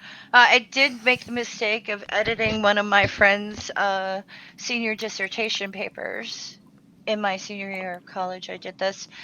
She wanted to graduate, and apparently she had issues with all her papers before that. She wanted to make sure this one was solid. So, of course, she went to an English major. She said, "Help me." So I did. Now, granted, I'm not the world's best editor, and my skills were sharper back then. So I did a little bit adjusting, sentence structure, adjusting, commas in the right place, periods, subordinating clauses, blah, blah, blah. Nice and solid, didn't change any of the information or anything. Just redlined it, fixed it, gave it to her. She paid me, she submitted it, and next thing you know, she's being accused of plagiarism. The paper was too perfect for her normal standard of work. I had to go into her department head with my red lines and say, I fixed it. She did not plagiarize, she had an editor. So she passed. Yeah, editors are perfectly acceptable. Right, but she basically had to prove why her writing was now fixed. Have you been exposed to the flat earther Anthony Riley's legal, whatever he's calling it, 32 No, pages? no, why would Um, I do that to myself? I like myself. oh, I because don't it's like so flat earth bad. stuff. I don't like flat earth stuff. Oh, but it's so bad. It's good. I like Flat Out. Do you know the creator Flat Out? Uh-huh. Sure. He's Okay, great. I like Flat Out. He's funny, he's engaging, he's lovely, he's got a good attitude. I've talked to him personally. Um, the person who runs the Flat Out channel is someone that I think, you know, deserves everybody's hug, like mental hug. It's like, oh, mental Hmm. hug. Love the guy. Absolutely adore the guy. That's as much flat earth stuff I can take though. I like it satirical and very sarcastic. Oh well, you should get a load of Riley's stuff. He can't spell. He can't put a sentence down. He can't argue a topic. He doesn't But that doesn't mean understand I'd like formatting. it. It was Doesn't people mean have I'd gone like through it. it. People have gone through it and edited it and made videos about the editing that they did on it. It's so bad. It's good. Okay, like Yeah, flat out is like the best person ever. I just love that guy. I wish I'm we not. did Conspiracy more stuff. Cats. Conspiracy Cats has a running segment where he reads the comments left to him that have no punctuation. Hmm. So it's Well, like he has to take a deep breath and read it all as one continuous sentence. Right. oh, Well, I'm the kind of like creator of the Stephen space comma. Fry. I'm kind of like on the side of Stephen Fry because someone was talking to him about common English mistakes and common usage mistakes, and because it's not I could care less. It's I couldn't care less. I could not care less is actually the correct way to express Yep. that statement. However, to sit there and get riled by every apostrophe, every comma, every that's after like 13 years of playing World of Warcraft, my my need for correct things said, I think that actually ruined some of my editing skills because I stopped looking for them. I stopped putting them in. Well, and if you're like writing character dialogue, there is a balance between using correct English and writing it so it sounds like how people naturally speak. Oh, if you're writing actual what came out of their mouth, that's fine. You have to write in a You can dialect. type as if somebody's a complete idiot. That's absolutely great. It's kind of like I don't want to reference too many kids novels. I do read a lot of them because there's no sometimes I need a good fantasy novel that is totally PG in order to get through my week because I need a little brightness. I need a little positivity. So I'll read the novel.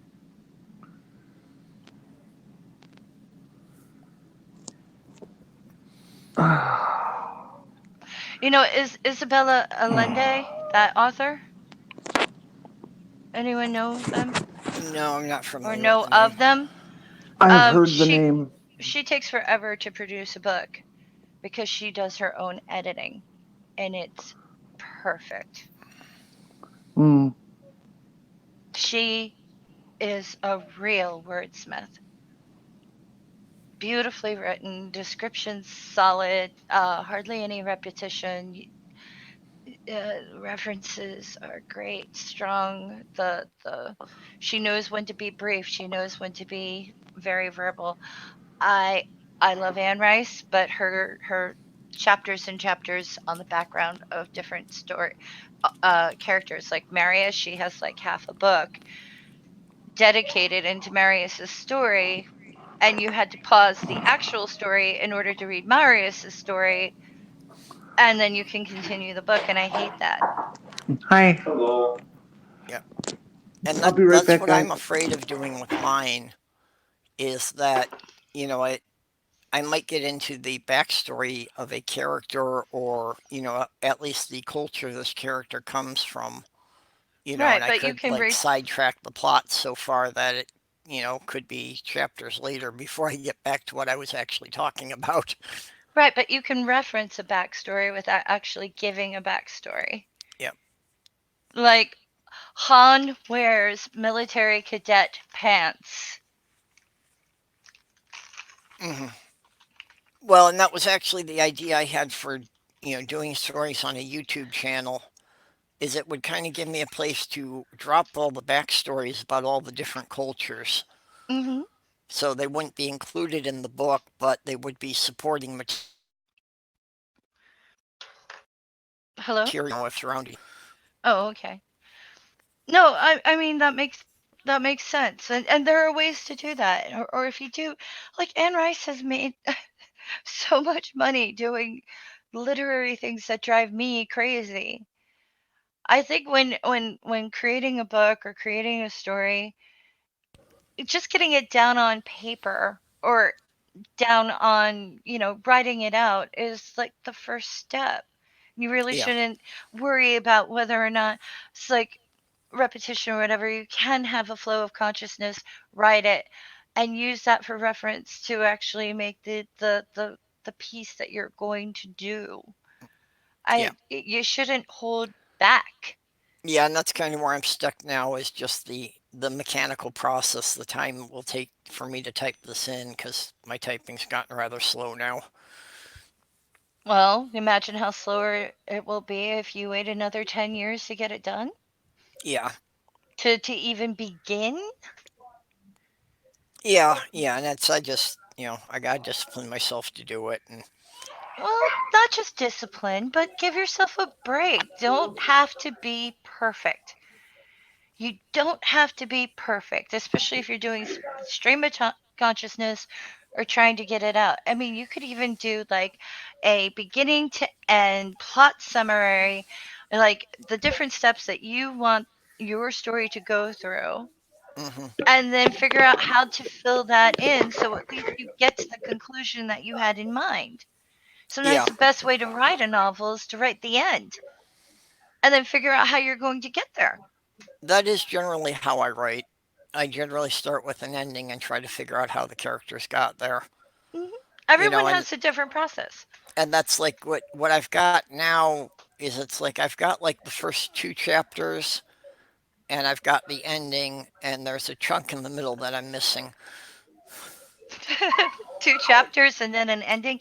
Yeah, you have quite a chunk in the middle that's missing. Well, no, I mean I've got more than that. What I mean by an ending is, I've got like the first two chapters and the last five chapters, and there's probably about three chapters that have to go in between there that I know what has to be explained in there, but it's a matter of making it interesting.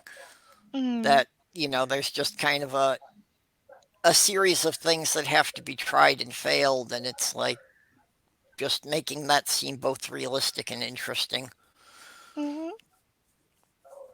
Well, maybe think of it as an experience instead of an explanation. Yeah. Well, and that's what it has to be about is, how these characters would experience what they have to go through to, get to a certain point, Hmm. and just different groups playing off against each other.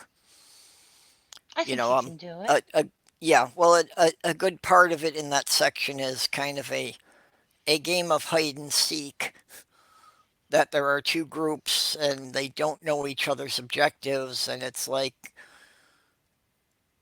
they're trying to remain concealed from each other, but how do I explain why they have a number of encounters in between there?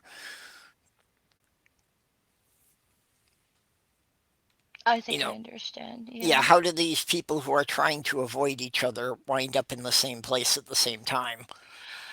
Sounds like most of my romantic life.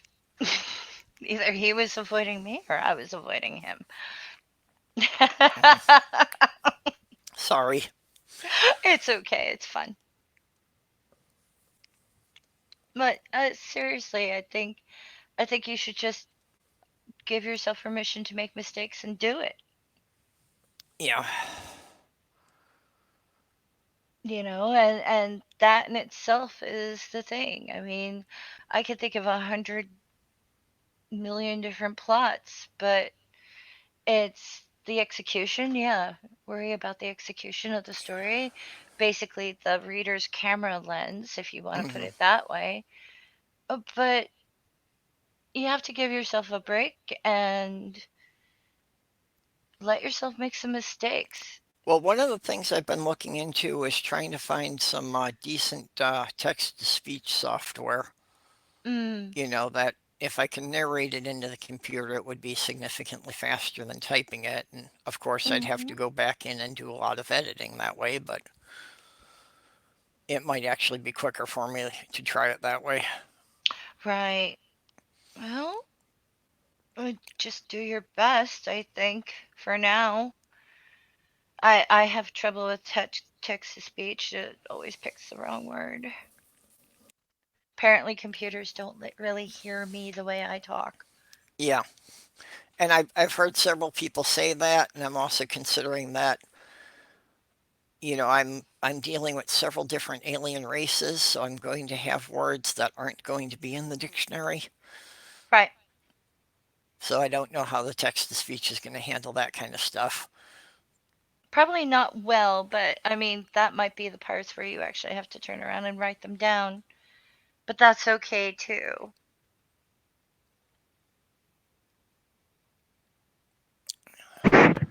As I said, just give yourself a break. Let yourself make mistakes. And sometimes just getting things down, even if it's just the plot. Like I could tell you a plot for a story in the next three minutes and it'd be beginning to end. Yeah. You Well, know, that's and then I could just give you the filling it overall in. story arc and, the key Mhm. points of where these characters have to encounter each other. Mhm. Like I said, it's just trying to figure out, so it has an organic flow, so it makes sense for both of them to show up at the same place at the same time. Well, you see, that's why I like your writing. You make things make sense. I reviewed somebody's work recently where this character was upset but had no reason to be upset. There Hmm. was no reference to any trigger for the upset, and there was no reason for this, that, and the other thing. And it was just a story where emotions did not meet the scenery. You know what I mean? Like the experience Yep. was not there in order to get the emotional response. So, and I'm not saying that the character was completely emo, but what I am saying is, you know, you have to have a reason for that. Yeah. Well, for me, that's what I like in a story, is it has to have, well developed characters and solid writing. Otherwise, Right. I'm not going to read it myself. Exactly. So that's, making sure everything is consistent for, what are things that would motivate the character? Why would they be involved in this? Well, what drives me crazy, and I've run into this in the last one, two, three, the last six books that I've read, and I'm not going to reference who they are, but it was, I just met a character. The character just met another character, and then the very next day they go, he was, the other character is rumpled or disheveled or something that is unusual for that character, but the main character knows it's unusual for that character, and there's no way that the main character would know that that's unusual for the character if they've only met them once. So having the main character say something like that, or oh, this person's in a good mood for once, how would you know that if you just met them? And that kind of makes me a little crazy. It's like they the author is trying to explain it to the audience to the point where the author isn't even factoring in the main character's viewpoint. I don't know if Well, I'm making sense. but Some don't you people think might the think I'm pedantic. I don't care. don't you think the audience makes certain assumptions though that when they're reading that the narrative voice is going to have to cross lines that the characters can't just for the sake of the No, art? no, because if it is the main character's thought, it can't be the author's comment. That's the thing. That's the part that is a speed bump in every novel I read, that I run into that. Like if I just met you, right? And you were in a bad mood that day, Yeah. would it be okay for me to think, well, she's usually in a good mood, but today she's not, when I just met you? No, no, I see the difficulty. I do. I do. I'm Right. just, how would The I author deal with has that? to the author has to let an audience experience it. Well, this character's in a bad mood. okay, or in an unusually good mood, and the rest of the book that character can be grumpy pants, the audience will get it without being told, but it doesn't have to be told disproportionately in the very first meeting in the author's voice. I also don't want the author to try to establish this bad mood character as the example um, through 3 pages of text when they could have maybe condensed it down into 3 sentences at the most. What do you mean? Well, if it's an exception to the normal behavior, I don't want to have to create that differentiation um, in a verbose setting. I want to be able to get it to the reader succinctly and briefly, or it's wasting time. Well, I mean, you could have a character go, "Oh, this person's unusually cheerful." Um, most people aren't this cheerful, and hopefully they keep being cheerful, and then the character goes back to being crabby pants. And it's like, well, I've learned the default is crabby, but that could be like 26 chapters in. It doesn't matter. What matters is you don't have to be too expansive or too brief about anything. It just has to fit, and Well, that's the thing. that's true. It Yeah. is a novel, and space is not at a premium. It's pretty much free rent. Well, and Right. you have to think about from the character's viewpoint and what information did this particular character have at that moment. Right. And that in itself is just enough. I mean, you don't have to go into long grocery lists of blah blah blah. It's like, well, this character obviously blah blah blah blah blah. When the main character doesn't know, but it also depends on if you're writing first person or third person, or all those things factor into the overall execution of a story. Indeed. And it's just being consistent.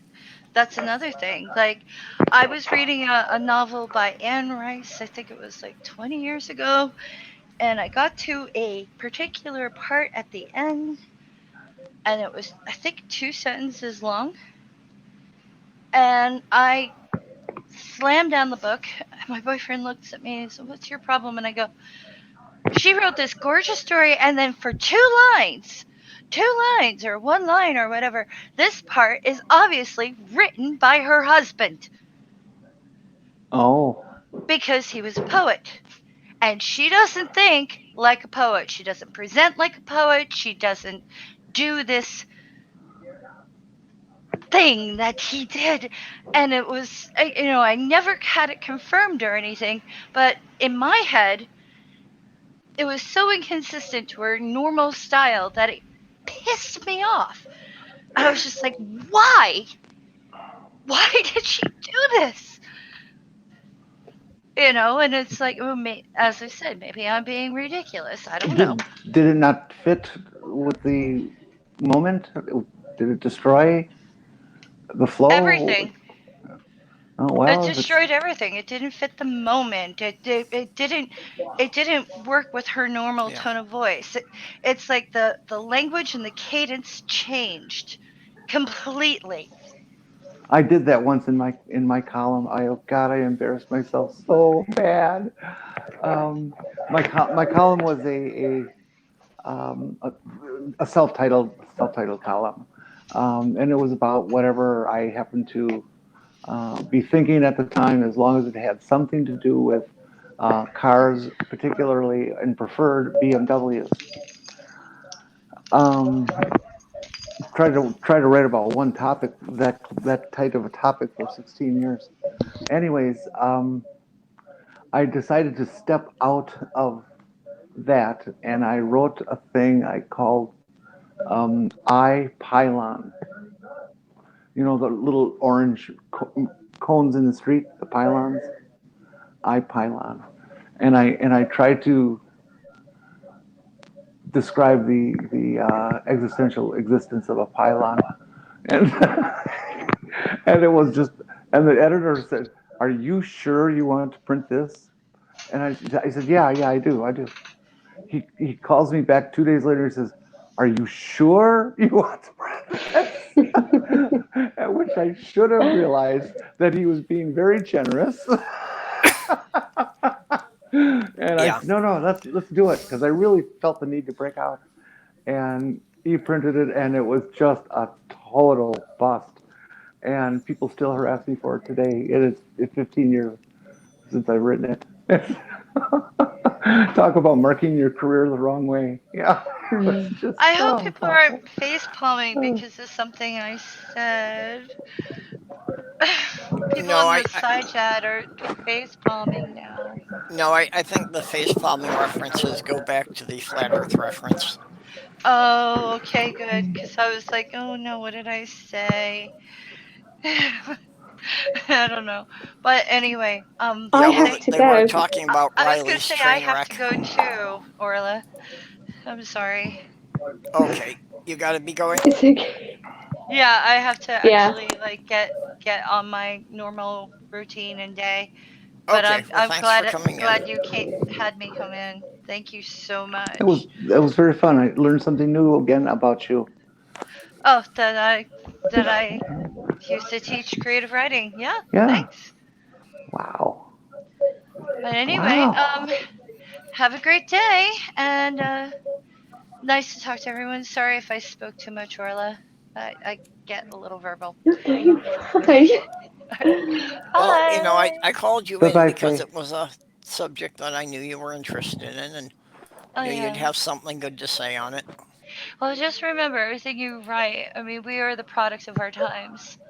And that's why English majors have to study history. So when you write, know that you are representing your culture. Bye. Bye Yeah, my bye. culture's probably going to resent that. Or you're gonna lift them up about 5 or 6 levels, maybe 10. I know the state Well, you're living in. I have to go too because I have children to put to bed. That should have gone to bed almost an hour ago. Oops. Okay. Hmm. All right. Well, thanks for coming. So We'll talk I'll to you later. see you again. Always pleasant to hear you. Well, then purple. Then it's just you and me. Yep. Do you realize that we've done a whole show pretty much having stayed on topic more or less? For most of it, aside from that little sidetrack onto the flat Earth stuff. Wow. What are you gonna So do yeah, it's now? definitely the most on-topic show that I've ever done. Wow. Is there still I don't have my two devices right now. Do we still have an audience? Um, where? Let me get that right. According to the YouTube page, it says 7 people watching. Well, it's Which, pretty standard. yeah, that's pretty much what I get for any of my shows. 5 to 10 people. Well, this is definitely a keeper then. Yeah, Oh my. yeah, it's going well, and there's been some fairly lively exchanges in the side chat. Oh, Dora, sorry, didn't see you come in. The tall young man just. Thank you. Yeah. Actually, I guess Dora's been in here for a while, and I didn't notice her. And Tria's in the side chat, but she said she can't come in right now. Hi, Tria. Hi, everybody. So, and I know we had a couple other people that had to leave already. Mr. Shadow Kitty took off.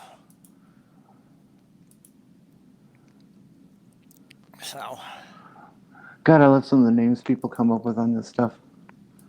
There's yeah. so many are so clever. Although I think one of the best handles that I see out there in the chats is alias fake name.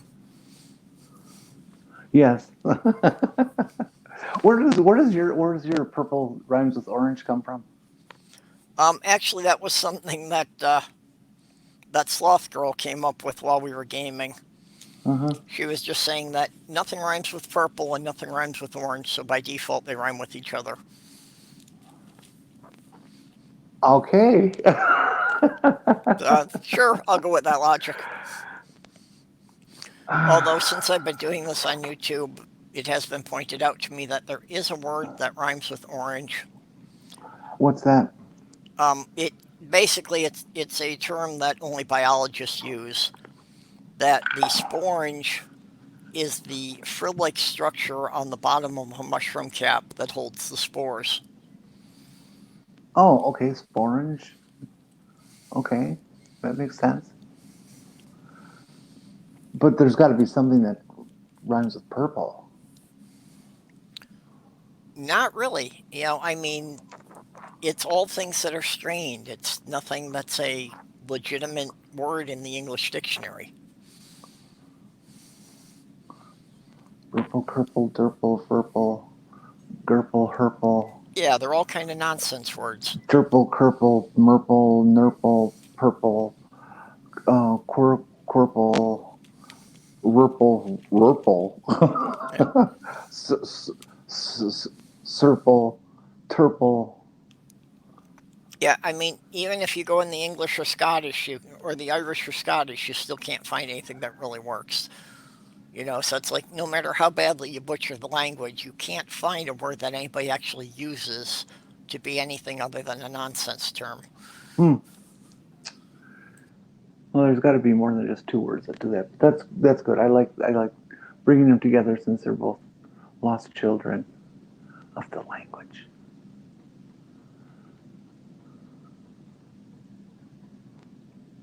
When I was looking up potential handles, I found a list that apparently there were like 5 words. Oh, here's Tria. There were like 5 words in English that don't have any rhyme. So besides orange and purple, one of them was silver. I forget what the other 2 were. But it's like, yeah, 4 out of the 5 are colors. I think part of the problem is I believe, I know orange and I think also purple, I think are actually derived from Spanish. So that's part of the problem that, they're derived from a completely different language than the root language of English. Mm-hmm. Yeah, but Hello. English is not a raw language. English is a compilation of all other Yep. languages. Hi, Tria. Hi, Hello. Trey. How Yeah, you doing? I had a very I'm brief doing good. exchange on Twitter a couple of days ago that somebody was going on about how somebody in Britain was going on about how Americans butcher the language. And I just responded, you can say that with a straight face with Ireland and Scotland in your own backyard. And all they could answer with was, fair point. Yeah, I would say. But that's the glory of the English language is that it does lend itself so well Yeah. to adaptation and Well, change. it's a living language. It is constantly evolving. Yep. And even to the point of, you know, a lot of words like irony,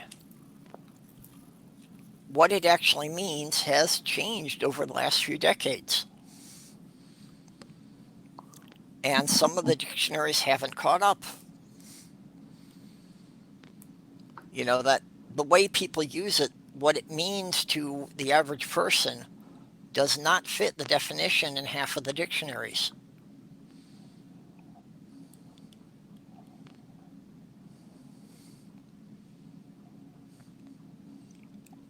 So the language is That's always what Urban changing. Dictionary is for. Yep. Yeah, the language is always changing, and yeah, it helps that we have online resources that can be updated faster. Mm-hmm. And Yeah. to their credit, like Webster's, has a place where you can submit new words, and they have a list of words they are considering. Every time they go to a new printing, they, will add a half dozen, a dozen new words. That are usually terms that have come up because society's advancing and there isn't a word for these things because these are things that didn't exist 10 years ago. Or we didn't accept 10 years ago. Well, I mean, things like tweet. A tweet on Twitter, that's a completely new use of the word. See, and I always hated that. I thought it should not be a tweet; it should be a twit, or at least the people who do it are not tweeters; they're twitters, they're Yep. twits. Yeah.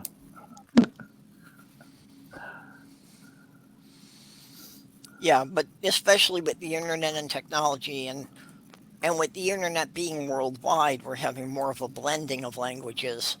So there's even more of, you know, people borrowing words from other languages because it's like there isn't really a word for that in English. And I don't watch anime, so I can't come up with a particular example, but I don't think I've been able to go through a week without somebody throwing in an anime term because it's something that there really isn't a word for in English. Just because that art form of the manga and the anime have become so popular that a lot of people are borrowing terms for it. Well, and that happens in any language. Like, there are some things that has a I guess you could say an allegorical meaning to it that when you translate it into English it kind of falls flat. Um Yeah. there are some terms in Hebrew. Hebrew is an extremely poetic language. Mm-hmm. And then you try to translate it into English and part of the meanings drop off because while we do some allegory, the words themselves don't necessarily have allegories or poetic meanings behind them. Yeah. Well, yeah, I grew up in a primarily Jewish community, so I'm very aware of some of the Hebrew. And like, chutzpah, you can come up with an approximate translation, but definitely loses something. Yeah. Well, stuff like the imagery behind the word bread. Like generally for Americans, we're like, it's food. For and I know this secondhand because my dad's kind of studying Hebrew for basically that's his hobby. Mm-hmm. And he's like, bread means so much more because he's doing it unfortunately to understand the Bible better. He's like, but it means so much more in the Old Testament than Yeah. it does to us. Well, you say unfortunately, but I think that's a good thing because I think if you can read a Bible in something closer to the source language, I would be a little bit happier with it if he weren't assuming that he knew better than the people who wrote it. okay. Well, see that's part of what got me out of Christianity is, growing up in a community that was 85% Jewish meant that 4 out of 5 people that I talked about the Bible with had read it in Hebrew and were pointing out to me all the translation errors. I wish that were going to be the outcome, but it's not. Yeah. Well, so going with the Catholic thing of the Bible is the unerrant word of God, and I now have a list of 100 errors. It's kind of hard to reconcile those and continue with the faith. Yeah. Yeah. Like I said, I just wish he were listening to his instructors a little bit more than he was his prophets, but Yeah, and I really don't have a reference for that because I never believed that strongly in anything. And I've been one to, even since I was a little child, question all authority. yeah, Dad's not doing a lot of questioning. Yeah. Well, see, part of my problem was being the youngest in a house with a dozen people. That was in writing authority. And basically, any question I asked, I could always be sure I'd get at least 3 different answers. So that pretty much that really undermines the entire concept of there being an authority at all. That's fair. Oh.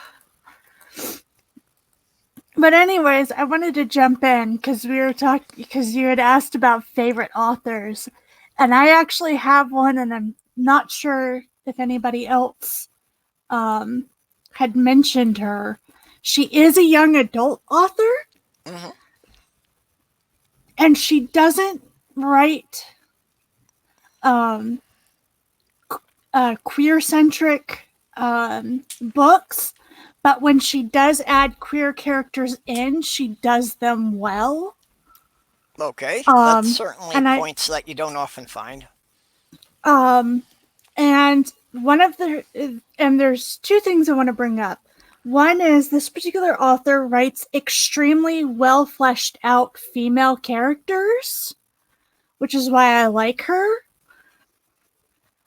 But her male characters tend to be outshined quite a bit by the female characters. But, and I'm going to say but, when you're a girl growing up and you're reading all of these high fantasy novels and this is not high, and she doesn't do high fantasy, but Tamara Pierce, she wrote the Lioness series, and it's about a girl who was a noblewoman who was being sent to a convent in order for her to learn how to be a proper lady. She was like, I want none of this shit. And she basically switched places with her brother, sent her brother to the convent, because from there they would have sent him to where he could develop his magic skills. There is magic in this particular world, and she went off and tried to become the first female knight in over 200 years in her country, essentially. And there's a whole bunch of series that shut off from that, and each series that has to do with Tortal, I think all of those books have a female main character. And she's also written one that's asexual coded. I don't think she knew what asexual was when she wrote the book, but it is an asexual character. Yeah. But if you're into young adult novels and you like female characters, have strong female characters, those are actually really good books to get into. I still love them to this day. As far as I can tell, Tamara Pierce has included. I know I think she's included some bisexual characters. I know she hinted. The thing is that she writes young adult, so she tries to skirt around calling things exactly as they are because she's afraid that if she does, that she's not gonna have that parents are gonna prohibit kids from reading it, so she kind of hides it a little bit. Yeah. But it's, as far as I can tell, she does her queer characters in a way that is true to what their lives actually are like. It's not done in stereotypes or in any kind of hateful or malicious manner. And she includes them. I wish she would write a few more characters that were a few more main characters that were queer. Okay, But so what's the author's name? Tamara Pierce. And it is definitely young adults. Like her target range is like middle school to early high school ages. Okay, so older teens. Yeah, older teens.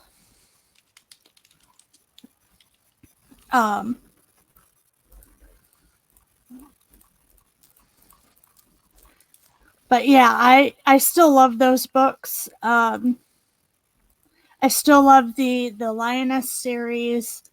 Um, the what was the other one that I really liked?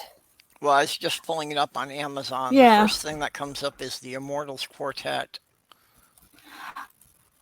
yeah, that was one of the later ones. The And then, original one was yeah. about was about Alana. Yeah, Alana is the title of the first book in the Lioness series. Yeah, that one was her very very first one. In the Tortal series. Um,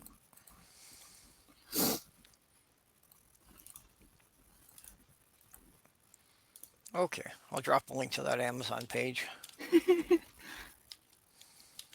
but it is an easy read because her target audience is younger.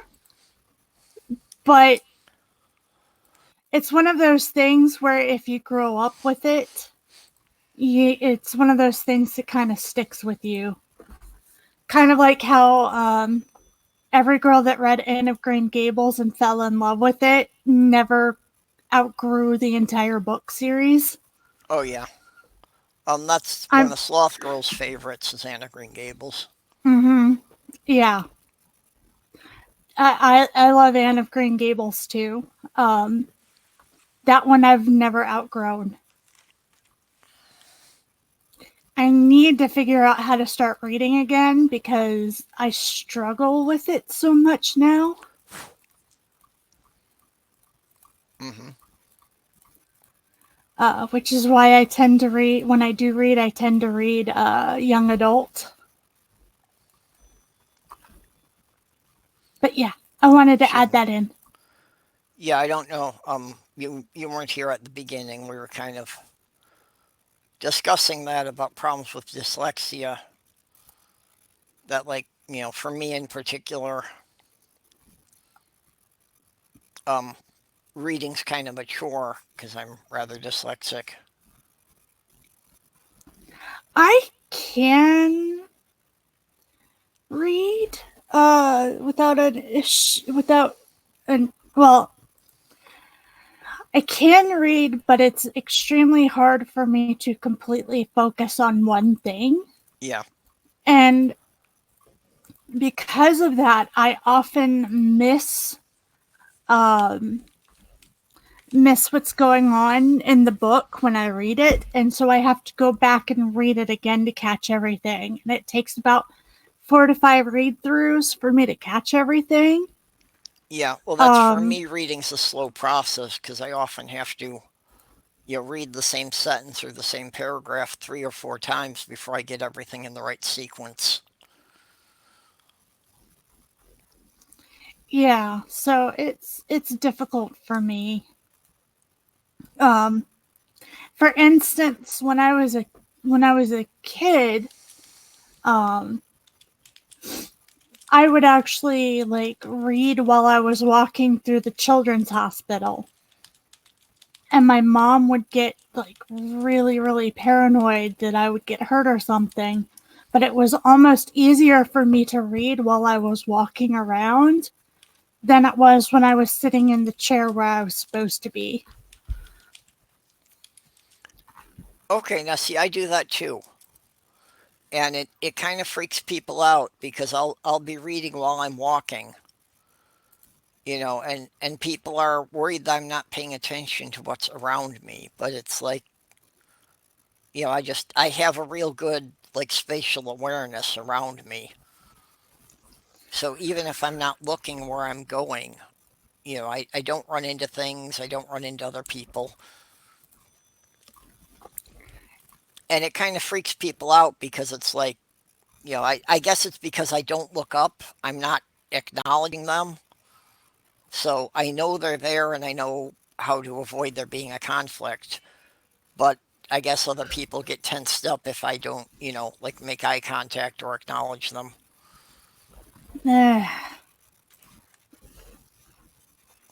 Yeah, I actually don't have a lot of spatial awareness. Although for some reason I tend to have a lot more when I'm reading. Don't ask me why.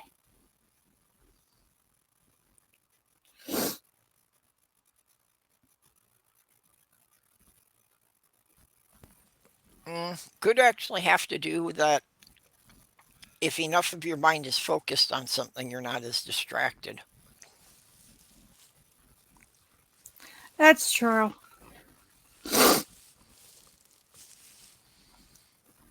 But yeah, I don't navigate the world like most people do because I'm not nearly as visually oriented as most people to begin with. So for me, a lot of the navigation has a lot more to do with sound than with visual. And that's basically how I keep track of people moving around me is by the sound. That won't help me. I'm partially, my hearing's partially bad. Uh, well, my eyes have been shot since I was a kid, so I've taken good care of my hearing. And I've often gotten ridiculed on work sites for, you know, being what other people consider kind of obsessive about always wearing earplugs when I'm running power tools. But it's like, yeah, I'm in my mid 50s now and my hearing's still as good as it was when I was a teenager. Most of the people my age are half deaf already, Yeah. especially the people in my line of work. 30 years of running power tools will do that to you. Yeah. Hyperion by Dan Simmons? Yeah. Unfortunately, that's also part of my problem sleeping, is I hear everything that's going on in the building. I hear the heaters and the refrigerators cycling. I can tell you which toy Ew. my cat is playing with. I can tell you which toy Sloth Girl's cat is playing with in the apartment next door. I hear every time the main door opens downstairs underneath me. So that's a big part Oof. of my sleep issues. Ah.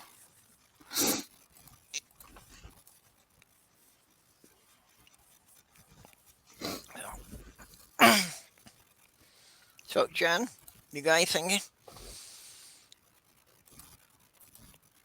Yeah, she could be talking to the doctors now, so. She mentioned that she would probably be frequently interrupted with doctors and nurses coming in. Ah, she's still in the hospital? Yeah.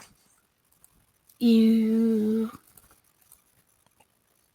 Oh, that's why she's okay.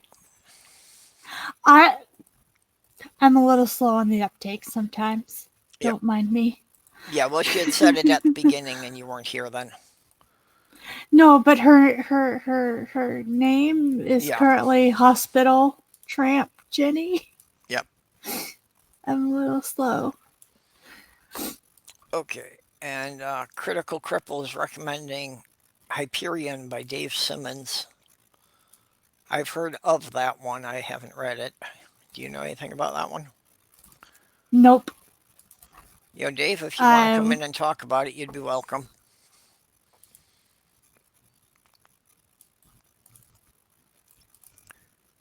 But let's plug that into the Amazon and see what we find with it. Oh, crap.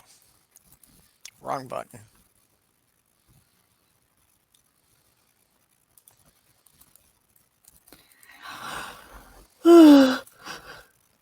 ugh.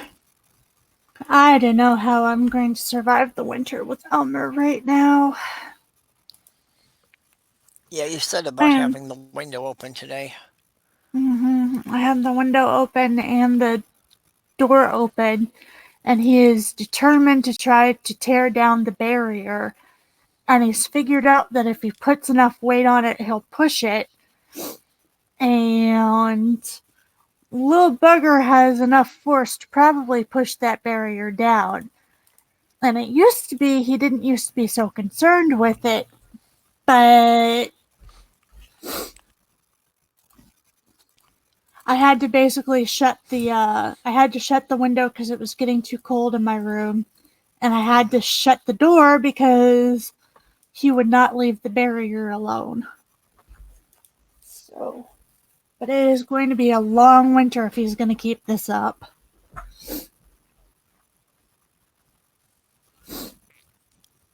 Oh.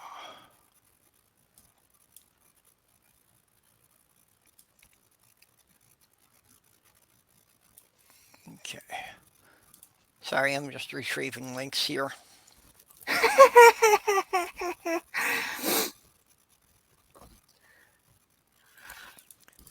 Okay.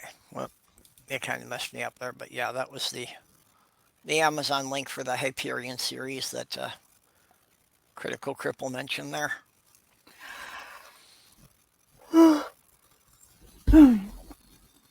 So, but you were saying about the writing, and one of the things you're saying is about her doing strong female characters and other sexualities.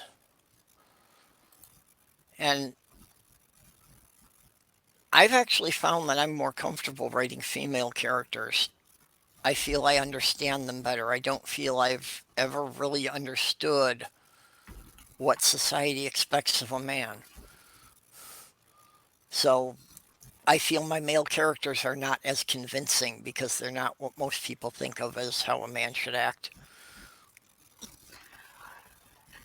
I wonder if that might be part of Tanner, because she doesn't, from what I understand, she doesn't purposely write the male characters that way. It's just she puts so much of her heart into the female characters and fleshing them out that I wonder if the male characters just are difficult for her to bring up to that standard. And she's gotten a little bit better over the years with it, but the first few you can really tell that the characters only existed to be romantic partners, essentially, Yeah, for the female characters.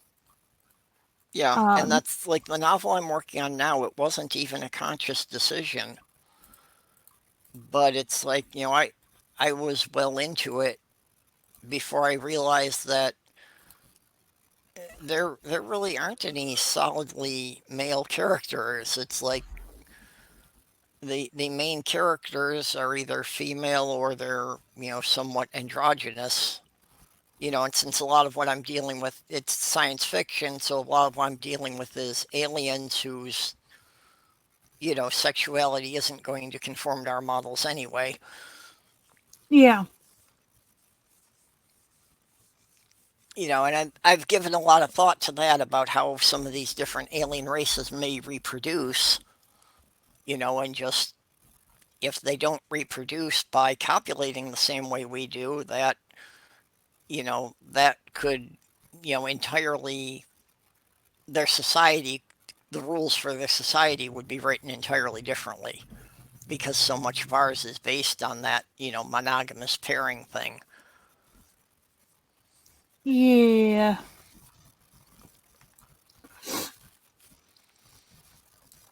Yeah. So and like I say, just a lot of them, it's like, yeah, they're not strictly male or female because they evolved on another world, so their concepts of that. Some of them don't even quite understand the concept of male and female. Ooh, shiny. Yeah.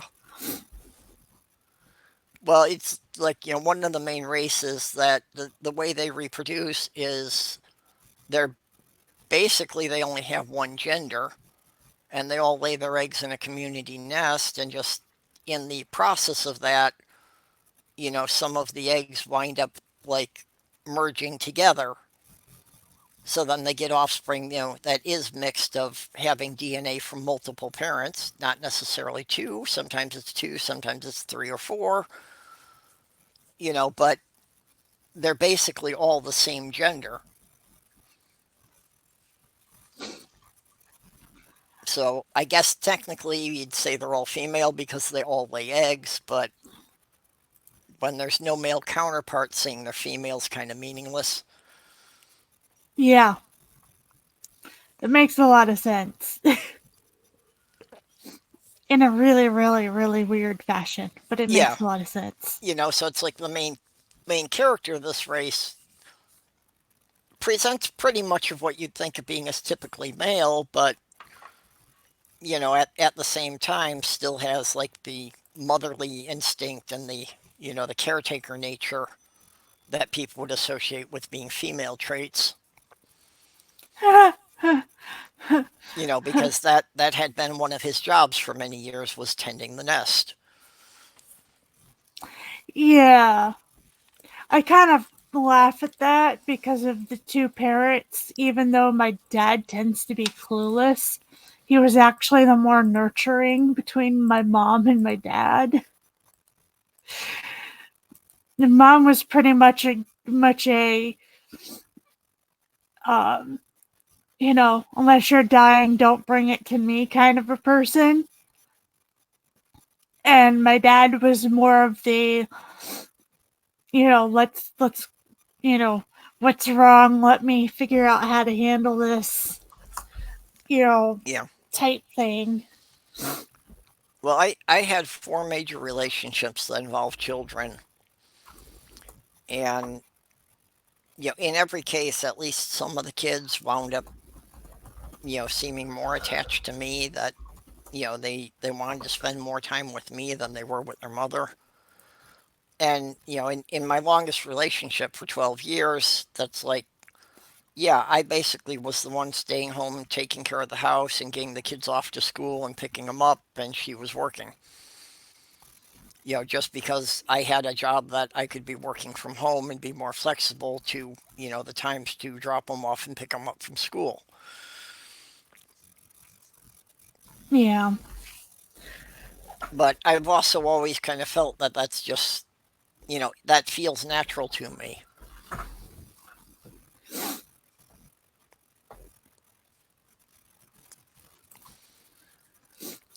Whereas, on the other hand, I'm a lot like my mom, and I do not have a nurturing spirit. If you have something wrong, I will sit with you, that kind of deal. Hmm. But my empathy levels for certain things are very, very low. Well, see, Um, and I can deal with it with kids. I can't deal with it with adults. And the big part of that for me, I think, is that, with kids, pretty much everything is out there. They're very open and everything's up front. It's after, like, sometime during the teenage years that they learn to be much better at masking emotions. And, when that starts, then I have a lot more trouble dealing with them.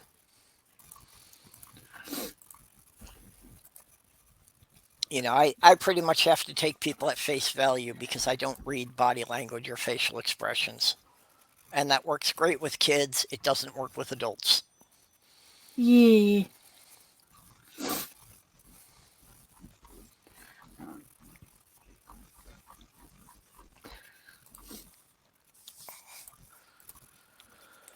I tend to try to be a little bit more patient with kids. It depends on how long how long I've had to be around people in general. Yeah. Um, and also, I cannot be in charge of kids for more than 2 or 3 hours. I start.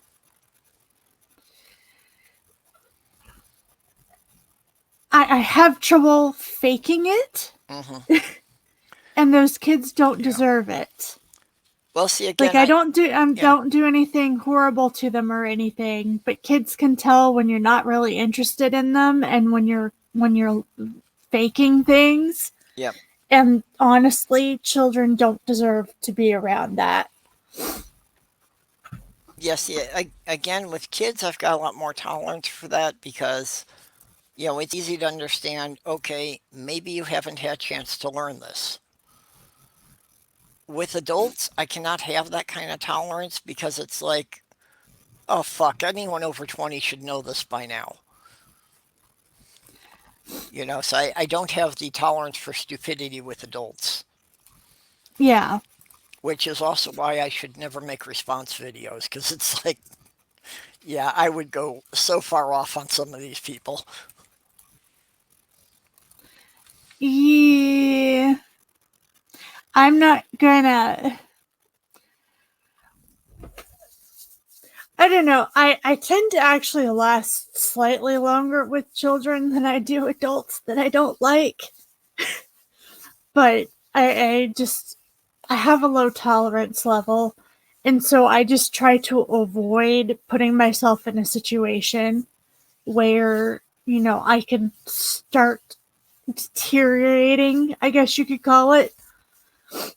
I tend to just avoid it instead because, like I said, no kid deserves to see that you don't really want to be around them.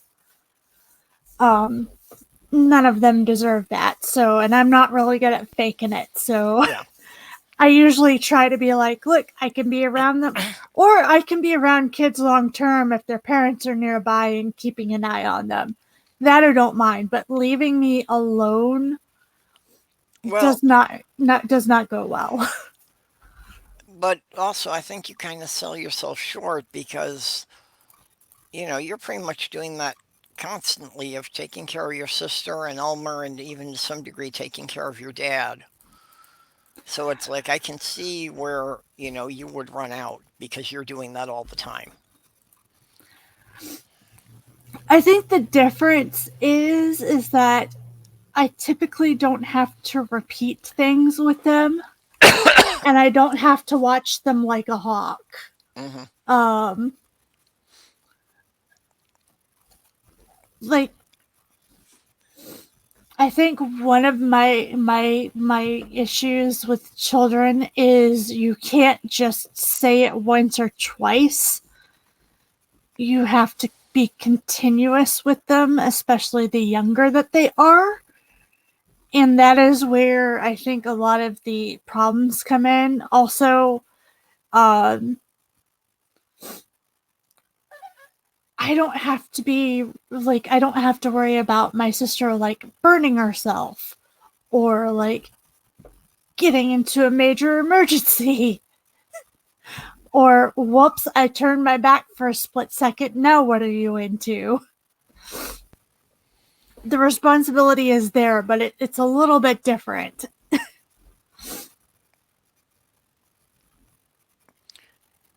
Well, and I think probably to some degree my experience with the autism also helps me relate to kids because, there are so many things that adults take for granted that to me have to be conscious thought.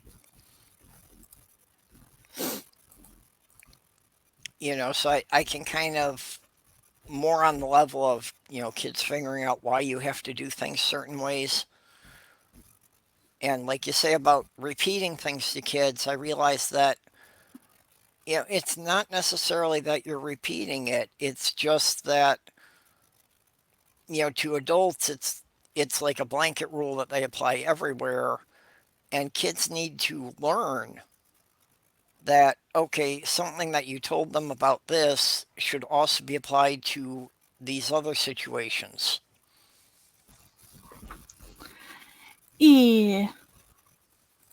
That's it. They don't get the idea of applying things more broadly yet. That develops, probably more than when they're like 7 to 10 years old. Yeah. And I also lucked out on the Elmer situation while I have to take care of a lot of his medical needs. He's actually, for the most part, except the past 2 days, a pretty chill cat. Although the past couple of days, I've been wanting to murderate him. Because he is not, he is just, Did you see the tweet yesterday where he took down my curtain rod No, I missed that. and the hooks off the walls? Mhm. Yeah, they were really loose, and I knew they were, but I wasn't having a problem with it. Elmer got tangled up in the blinds. Well, not the blinds, but like the little blind pole. Yeah. And while he was trying to untangle himself from the blind pole strings, he yanked the curtain rod and the hooks off the wall. Yep. I've seen that enough times. Yeah, I was not impressed. Yep. One of the things I'm debating is that I haven't been able to do a Yule tree for the last several years. Just wasn't room for it in places I was living. And when I get my new desk set up, if I leave off a shelving section that I can put on later, I would actually have space there for a small tree. And one of the considerations is I'm not sure how Sammy would react to that, and if it would stay in place or if it's something that he would knock over. Put the tree up, but not the ornaments. Yeah, well, I wouldn't put any breakable ornaments on it anyway. Well, no, just to test and see before you even bother with the ornaments. Put the tree up, see how Sammy-san deals with it, and then if he doesn't knock it over, then put up the ornaments. Yep. Well, my biggest concern is one of my cats, Tasha, used to like to climb the tree and sleep in the branches,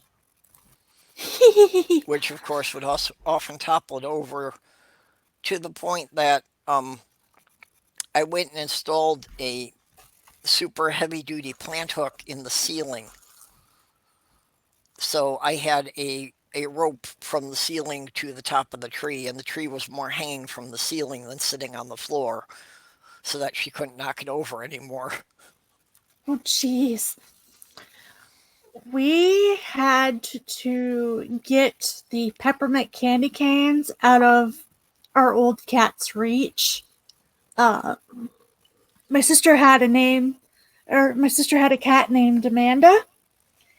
And Amanda loved the hell out of the peppermint candy canes. And she would sneak them off the tree and then shred the plastic off a little bit and then lick the peppermint through the plastic. And instead of continuing to eat the same one, she would just pull another one off the tree when she got bored, or she would get bored of the first one, leave it somewhere weird, and then go and get another one off the tree and then rip off the plastic and lick it. Hey, Doorknob Head. My mom has a story like that from when she was a kid, that the candy canes on the lower branches of the trees, always looked like somebody had been sucking on them. So my grandma was getting all upset, and all the kids were getting in trouble, and they were all saying, that they had nothing to do with it. And finally, my grandma, wound up coming out in the middle of the night one time and saw that what was going on was the cat was climbing up the tree, so that when the cat sat on the branches, it bent the branch down far enough that the dog was licking the candy canes. She thought she had put them up far enough that the animals weren't going to get at them, but they were working at it cooperatively.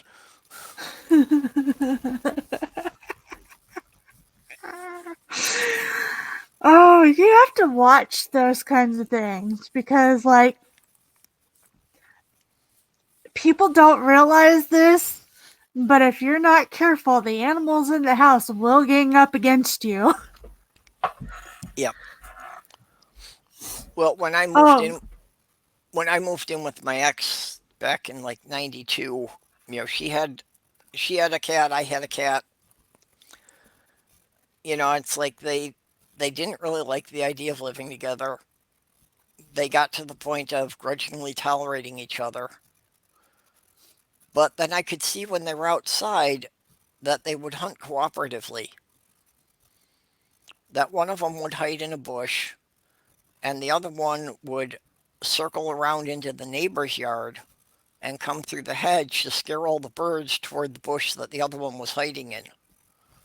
No. And they would take turns switching positions about, okay, who's going to flush the bird out and who's going to pounce. Oh, man. Talking about the candy canes in the tree reminded me. So, my sister and I, when the candy canes come out for the holiday season, my sister and I just we go a bit wild for those. we eat a lot of candy canes in this house. We eat a lot more than we should. Way, way more than we should. But my mom would put candy canes on the tree, partially so that she didn't have to go and get them every time we wanted some, and partially because candy canes on the tree look cute. And I think it was about 7-ish, because Hufflepuff would have been old enough to crawl. No, I would have had to have been older. I think it would have been more like 4. She was 4 and I was 8. Yeah. So, because Mom was okay with her eating candy canes unsupervised. So she had to have been old enough to eat candy canes. But anyways, we were both super young. And my mom finally got fed up with us eating all of the candy canes at once, pretty much. Mm-hmm. And she told us that we weren't allowed to eat any more candy canes until they fell off the tree, because they weren't ripe. Okay. And my brain was like, oh, they have to fall off the tree. Well, they won't fall off the tree on their own, so I'm going to go and knock them off the tree and then give them to me and my little sister. And so she would sit in one spot and like knock the peppermint candy canes off the tree while I would pull them off and like drop them on the ground. And then my mom watches us wandering away with candy canes. She's going, what are you girls doing? It's like, Mom, they fell off the tree. They're ripe now. She's like, I could kind of hear her even now, even though she didn't say it out loud. She's like, well, there goes my plans for some girls. And that's one of the things I found wonderful was, when kids found creative ways to get around things like that. I mean, it would always get their mothers so upset. And I was like, you don't get it. Your kid is being brilliant. You want to encourage this.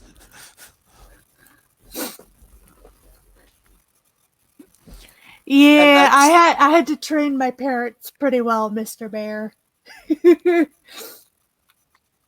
Yeah. It took a lot of training to get them to where they are today. Well, and that's another thing that I felt that, adults sell kids short.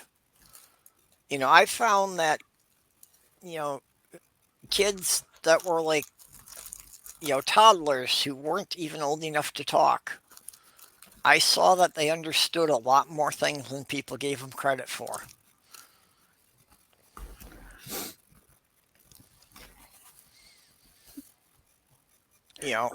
Like one of them that I watched from the time she was a baby, it's like, I remember one instance in the store that, she was, to the point of running around on her own, just had only been really walking a few months. So she was like 2.5, something like that, and yeah, she had things figured out that she ran up to the pop machine, she hit the button, and she looked in the opening expecting the can of pop to be there. So she had figured the whole thing out, except that she didn't know you had to put coins in it. Yeah. Let's see. I had to have been like 3, old enough to get around and up and walk around, but not very big. Probably only slightly bigger than a 2-liter bottle of Dr. Pepper. And in my house that we lived in at the time, we had all of our rooms were upstairs, and then downstairs was the den area, the living room area, the dining room, and the kitchen. And it sounds like there was a lot more there than there actually was, but it was a duplex in military housing. So keep that in mind. Okay. But we had stairs, and I had memorized where the creaks and the stairs were. And I also had learned to walk pretty quietly, because mom would try to enforce nap time. And if I woke, I could play quietly, but if I woke her up during nap time, things would be bad. So I crept down the stairs and I skipped all of the creaky stairs. I checked from the top of the stairs to make sure that Dad wasn't in the living room, because he would see me from the hallway if he was in the living room. But he happened to be in the dining room. So I walked down the stairs. I walked into the den area. The kitchen, from the den area, the kitchen would connect to the dining room, and Dad was sitting in at the dining room table. And I crept down, and I wanted a soda. And so I crept down into the den area, sat at the corner, and my dad apparently could see me from where he was sitting, but he was just finding it so hilarious, me trying to open up the Dr. Pepper bottle and drink from it. He just sat there and watched and kept poking my head around the corner trying to figure out why he wasn't doing anything. Surely he had to have seen me, but he wasn't stopping me. So I took a couple of glugs from the Dr. Pepper and then put the bottle down and then went back upstairs. Keep in mind, the bottle wasn't that much smaller than I was at that time. Must have been pretty heavy for you to lift there. Yeah, and he was just sitting there watching. He's like, there's no way I'm stopping this. And then I crept back up the stairs and went back to bed. Of course, I'm pretty sure I didn't sleep. Considering I had guzzled some Dr. Pepper down and I was a little kid, but...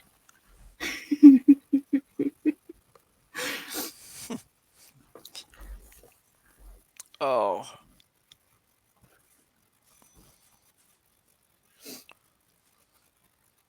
No, I I was thinking forgot. Huh? Oh, go ahead. Go ahead. Go. What were you saying? I was trying to remember why it's called Dr. Pepper. I know where it got the doctor part, but...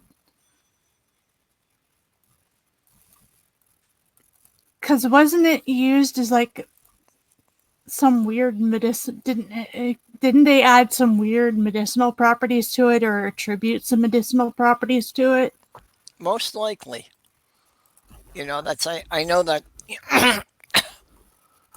that's why Pepsi Cola, you know, the name is from Pepto-Bismol, because it was sold as a stomach remedy.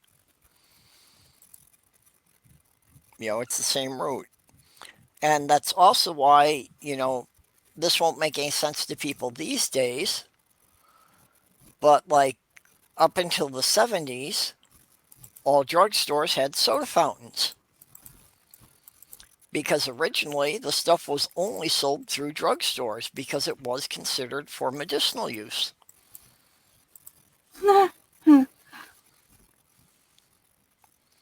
So yeah, I mean, like up until about the mid-1950s, drugstores were the only place you could buy Coke or Pepsi. That makes kind of sense. Because didn't Coke used to have actual Coke in it? Yes, the original formula contained cocaine leaves. Yeah, and cocaine was often overly prescribed for a lot of things. Well, it was used as a general painkiller before they realized how addictive it was. So, literally, they used to give the stuff out like aspirin.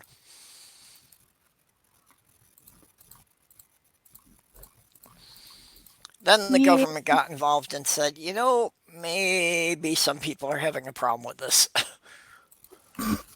Maybe just a little. I need to find that meme and save it. It was like, it basically said, it had a picture of a doctor and a patient, and it says, your body seems to be haunted. Have you tried some cocaine about it? And it was referencing Victorian era doctors. Hmm. Yeah. One of the things in the Science Museum of Minnesota, they have an exhibit there, and they changed things up a bit about what's on display. But um, there was a guy who actually had the Museum of Questionable Medical Devices, and apparently when he died, he willed his collection to the Science Museum of Minnesota. So it's like, all of these medical devices from like the Civil War to like the 1930s, and it's really bizarre looking at some of the things that doctors were actually using, that they believed these were actually going to help patients. And in many cases they had Uh, some very dangerous side effects. I'm fascinated, but also scared. Yeah. Like, I kind of want to go see how bad it is, but there's a part of me that's like, you're going to regret it when you do. Yeah. Well, one of the things was that, and again, I don't think that this stopped until the 1950s, but there was a real fad for shoe stores to have X-ray machines, so they could X-ray your foot to fit the shoes. And it's like, yeah, these were actual X-ray machines, early prototypes of what they use in hospitals now, except for the fact that they had absolutely no shielding. So it's like everyone in the room was getting a dose of 10 times the level of X-rays that you get now if you're actually under the machine. Wait, that. Woo. Well, and also a fun thing that I like to bring up that's sort of related to this is barbers used to also do dentistry and some forms of medical practice. Yes. Like, they weren't exactly the same as like your regular care physician, Mm-hmm. but they did dabble a lot into that. Yeah, especially when it was believed that bloodletting was something that was going to help a lot. Mm-hmm. Oh yeah. Uh, you went to them for the bloodletting. They also handled leeches. Yep. Which they've actually shown that in some cases, not as many as they thought in the Middle Ages, but in some cases, being leeched actually does help. Well, and I'm sure that most of those things came up because there was anecdotal evidence that some people got better from it, and that's why they kept doing it. Yeah. Well, Mr. Bear leeching can saying in the actually side help chat. if you've got, like, I believe it's if you have trouble with blood circulation, like not a permanent problem with blood circulation, but a temporary one, Yeah. that leeches will actually help with that. Yep. I think there was also some research done that they could help with blood clots because when they attach, they do inject something into the blood that's an anticoagulant that can help break up blood clots. Yeah, but I don't know how extensive they do uses for that anymore, with how many Yeah. different kinds of pills are out there for that now. Yeah, no, they've got synthetic versions now, but yeah, Mr. Bear was saying in the side chat that, doctors promoted cigarettes in the 1950s. And it's like, yeah, that was a common thing that, if they felt someone had like a nervous disorder, they would tell them to take up smoking. For nervous disorders or stress. And yeah, again, through the 50s, right through the Korean War, that, soldiers were given a ration of cigarettes because they felt that anyone in stressful situations that they were going to help. Of course, they didn't account for what happens when you run out of cigarettes and you're already in a stressful situation and can't get any more, but Yeah. Oh, hi, Sassy. Hello, Sassy. I'm not good at guessing, and I'm Yeah, also a guess little what? bit tired. Okay. You've got Oh, an wait. announcement, Sassy? You I want to think come? I know what it is now. Never Okay. mind. But I'll let Sassy go ahead and say it. If you want to come in and talk some, you can. We kind of ran out our topic here, so we're just kind of chatting.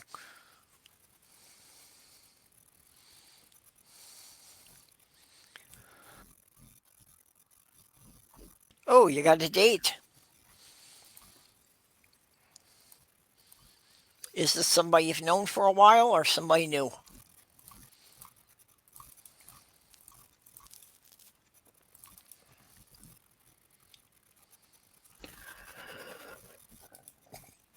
Excuse me. Uh, I'm sorry, it's not the company, it's the fact that it is getting chilly outside, or chilly for Florida before you all jump on my tail. And the weather change is kicking my ass.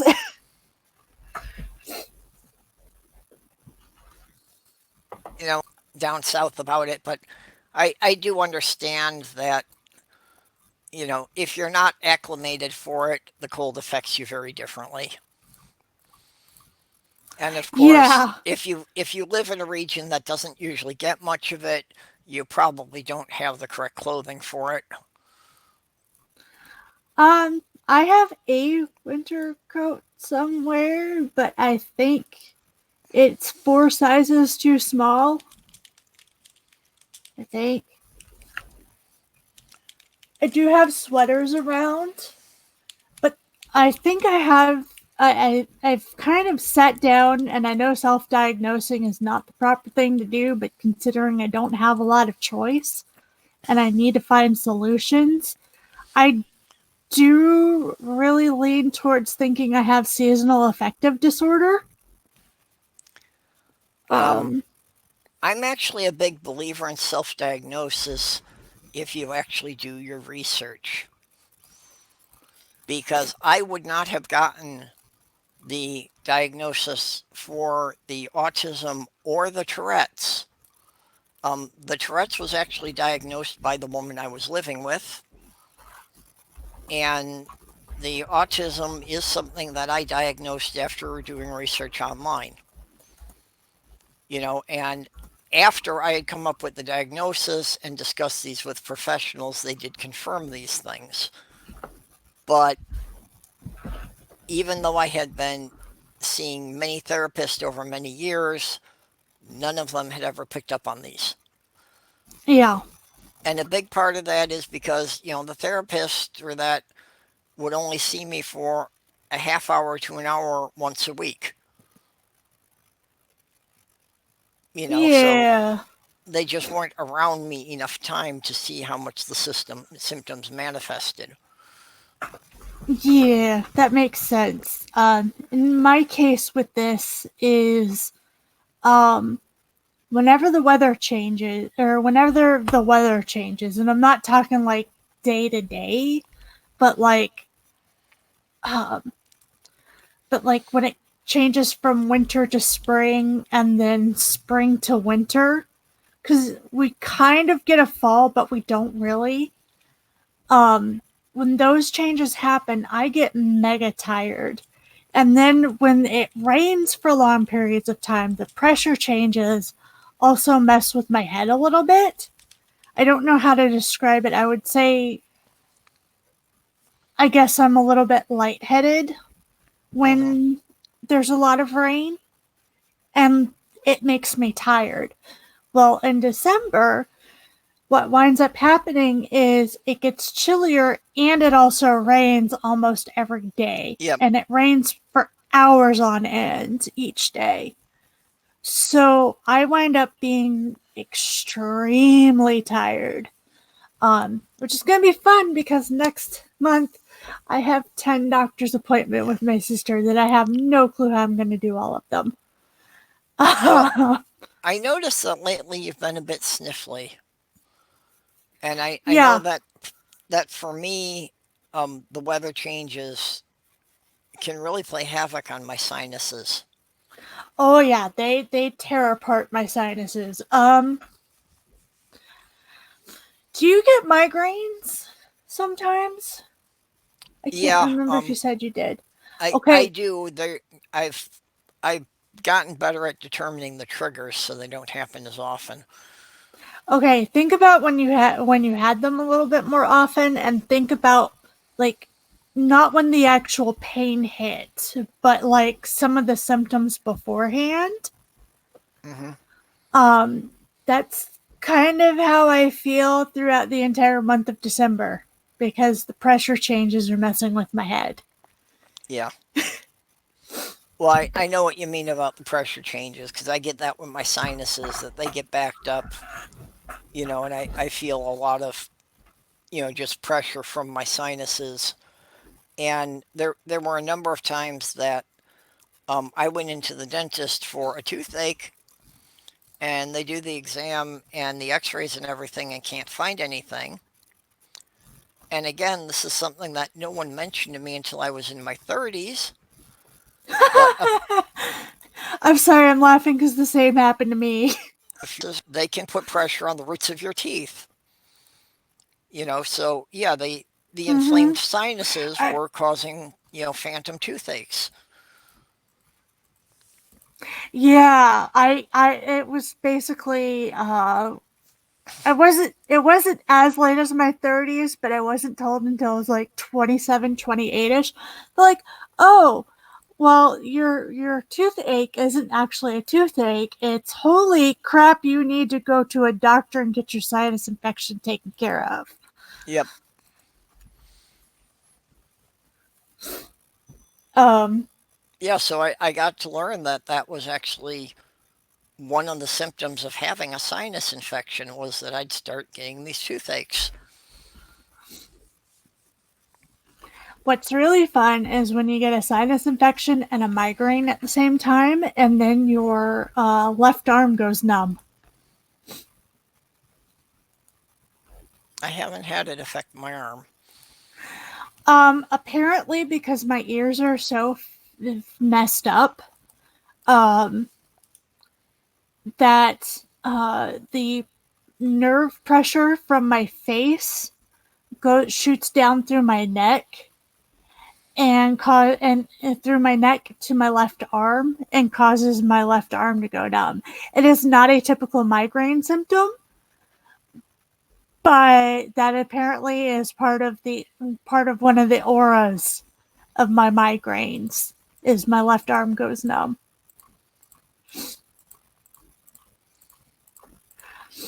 And yes, I have had it checked out. I have had a doctor look at it. I've had them roll out all of the other fun stuff. So yes, I know that that is what it actually is.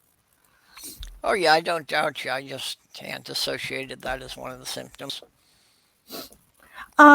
My ears are really messed up. I have tinnitus, and oh, at least once every other year, I need to go and get my ears cleaned out by an ENT. Hmm. And I haven't had that done in about 4 years. So you can imagine what my ears are probably like right now. Um, so, in fact, that's probably what caused my ear infection that I had earlier in the year. Was that I hadn't had them cleaned out in a while. Um,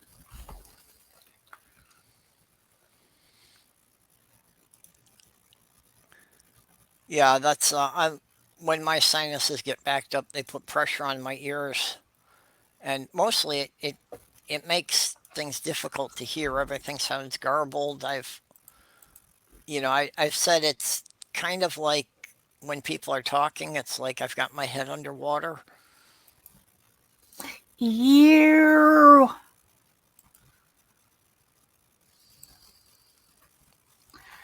um, with mine, it's the tendinitis gets worse. And I really probably should have the tendinitis checked, but I've lived with it for so long that I just deal. Yeah, well, that's one problem I don't have, but I do pick up on background noises so easily that a lot of things that people aren't aware of. And apparently, again, in retrospect, it's something they didn't think about in the 70s. But the lighting in the schools was probably a big issue for me because the older fluorescent lights, Oh um, yeah, they make that buzzing sound. well, and the buzzing gets very noticeable when they start to go bad. But yeah, it's something that I'm aware of that buzzing all the time, even when most people don't hear it. Just that my hearing extends into that frequency range. Yeah, I've actually heard a few people who are autistic say that they're part of their sensory overload can actually be electronic devices. Um, that the whirring and the humming and the buzzing sounds they pick up on that normally people wouldn't. Yeah. Well, and also the older fluorescent lights um, actually would flicker at the power cycle, which in the U.S. is 60 cycles per minute. And that's imperceivable to most people, but people on the autistic spectrum can often pick up on that. So Ew. that the lighting in the room does not seem constant. It seems like it's, constantly fluctuating. So Yeah, that makes in retrospect sense. now, I can understand why that was causing me a lot of trouble concentrating in school. Yeah. And I've dealt with a lot of the older light bulbs. You would be well, I don't think you would, Purple, but people would be surprised at uh how long the military will refuse to make updates or remodels on its buildings just because they don't wanna. And so at my dad's work, when he did take your daughter to work day in the 90s, um he was working in one of the buildings, and the computers were ancient. Uh the light bulbs were super old. Um and nothing had been updated in at least 30 years. Yeah, and that's the older fluorescent lights used a magnetic ballast. That, like I say, it would cycle the way the electricity cycles, which was like 60 hertz. And the newer ones now they use electronic ballast, which aren't a problem because they cycle at like 5,000 hertz. So it's so much faster that it's not a perceivable issue anymore. Hmm. But even the building I'm living in, because this was built in 1970, that like in the stairwells in some of the areas, it still has some of the older lights. And it's like, yeah, I can hear those when I'm out in the hallway, and they actually can induce headaches if I'm exposed to them for too You long. you um slightly off subject. Sassy, I'll send you the link in your Facebook. I just dropped the link in the side chat.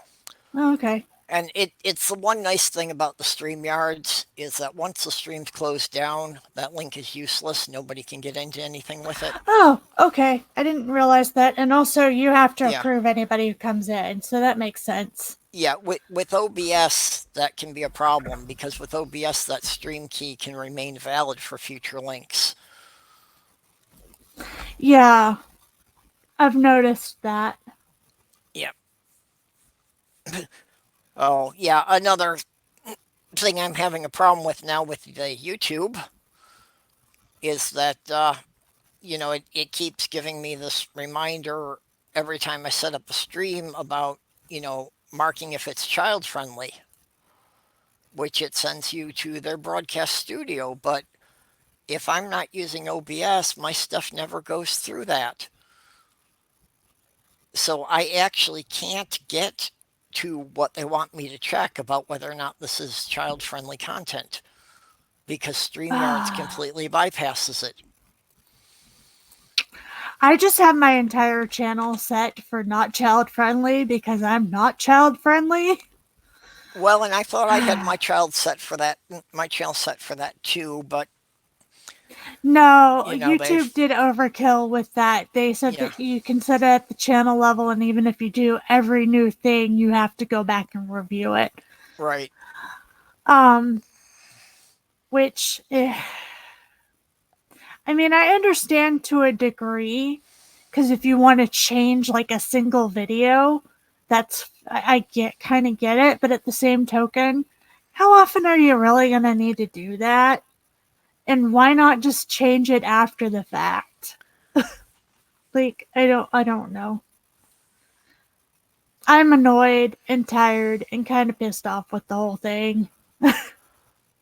Oh, I'm really frustrated and pissed off with the way they're handling it all. It's being done so poorly, and it's one of those things that we're going to do this and we're going to make it incredibly vague so that we can always cover our ass and it doesn't matter who gets screwed over in the process. I think that's what scares me the most is the vagueness of it all.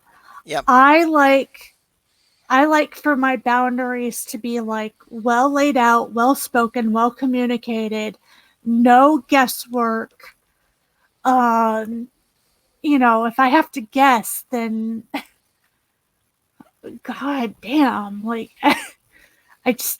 Yep. That's the part that I hate. I also hate the part, and I understand why they're doing it, but I also hate the part where they can go and change that setting for you if they think that you've done it incorrectly. But the thing is that they're using bots to do it, and they don't have enough human people behind the bots Yep. to take care of these issues if they come up. Hello, Sassy. Hi. How are you? Oh, doing okay. Awesome. So you're all excited, huh? Yeah. So how have things been going for you last couple of weeks? I've been pretty good. I get so embarrassed.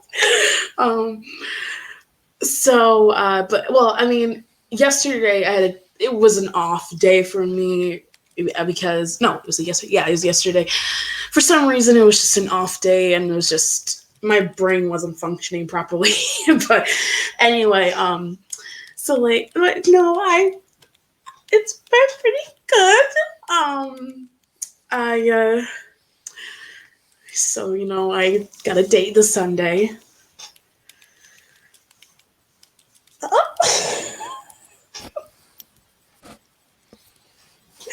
This will be the only time you'll find me blushing. Well, good. I'm glad that things are going good for you. I know, because after made plans, it's like, oh my god, I'm actually gonna go on a date. I'm actually gonna do it. And it was just like, I was so nervous, like my body was shaking, like I was just spastic, like oh my god. It was yeah, and so hopefully this will turn out okay. We'll be good.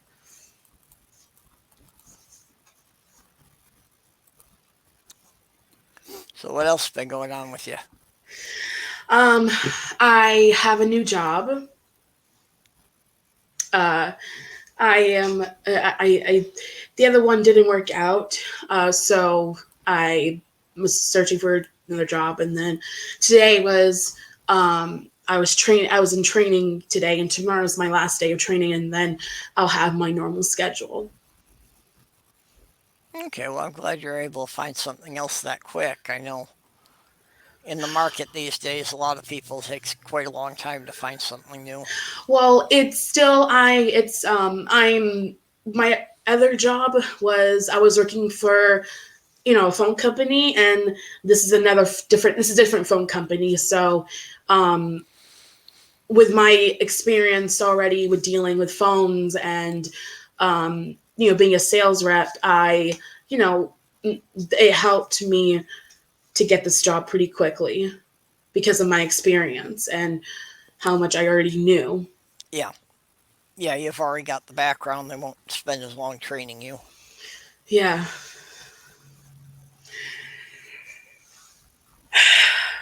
Okay, so like, oh, okay, nothing to do with the job. Okay, but it's just I know I'm giddy. I can't stop thinking and talking about it, and um just I know I can't, I'm speechless.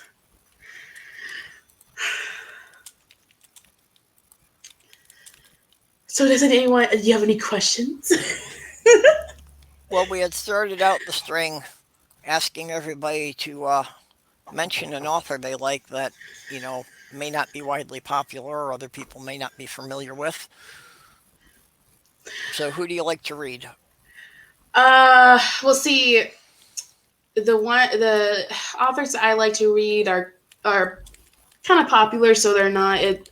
I love reading Caroline Keene, which is she's the author of Nancy Drew, the books, and I also like Marissa Myers. No, Myers. She wrote a series. It's kind of like the best way to describe it is like Terminator meets like fairy tale stories meets Star Wars. It's a really interesting book series. I have all the books and I finished them all. I finished the whole entire the series, and but I gotta get back to reading more. I just with everything, it's just been really hectic lately, and I haven't been reading much of different books lately. But uh, what is doorknob say? It's a trap. What's a trap? Oh, it's kind of a running thing. We've been trying to get Doorknob to actually speak in a chat, but Why won't he he come just keeps on? he just keeps hiding in the side. He doesn't want anybody to hear his voice, apparently. uh, it would be very funny to hear Doorknob because he would be such a riot um, in the live chat. I mean, in the live stream, he would be such a riot. Yeah, there's a couple of people like that, but I understand that some people aren't comfortable at that level, so just typing on the side. I have some days like that myself that I don't want to get on the speaker.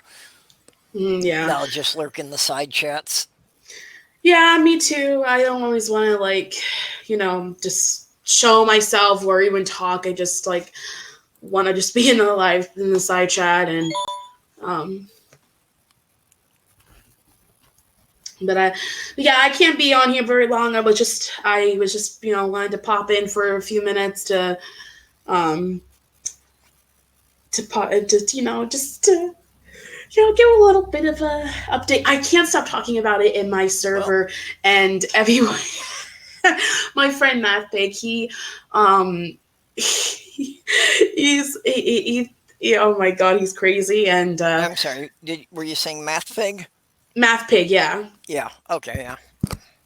And so I just can't stop talking about it, and everyone know, like, I even, oh my god, if I seriously, if I didn't have anyone, like if I didn't have my friend, like, Math Pig or anyone else, and even, a couple of people I know in person, if I couldn't come to them about like different things, I would be so lost in this dating world, because it's been hard. Just like, I just been getting to know some, and at first, no, Math Pig, it's Mouth Pig, not Mouth Pig. I said Math Pig.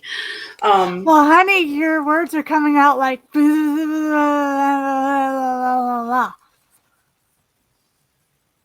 I know She's you're doing excited. fine. Slow down. Yeah.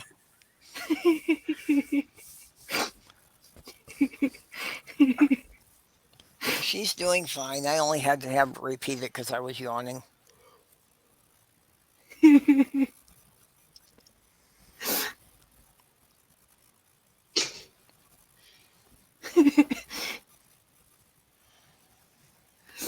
You okay, Sassy? I didn't mean to break you.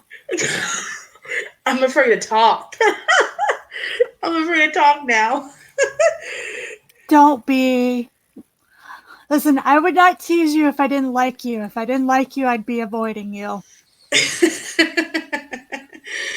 No, I was just, what was I saying? If you didn't have friends like Math Pig and such. Oh yeah.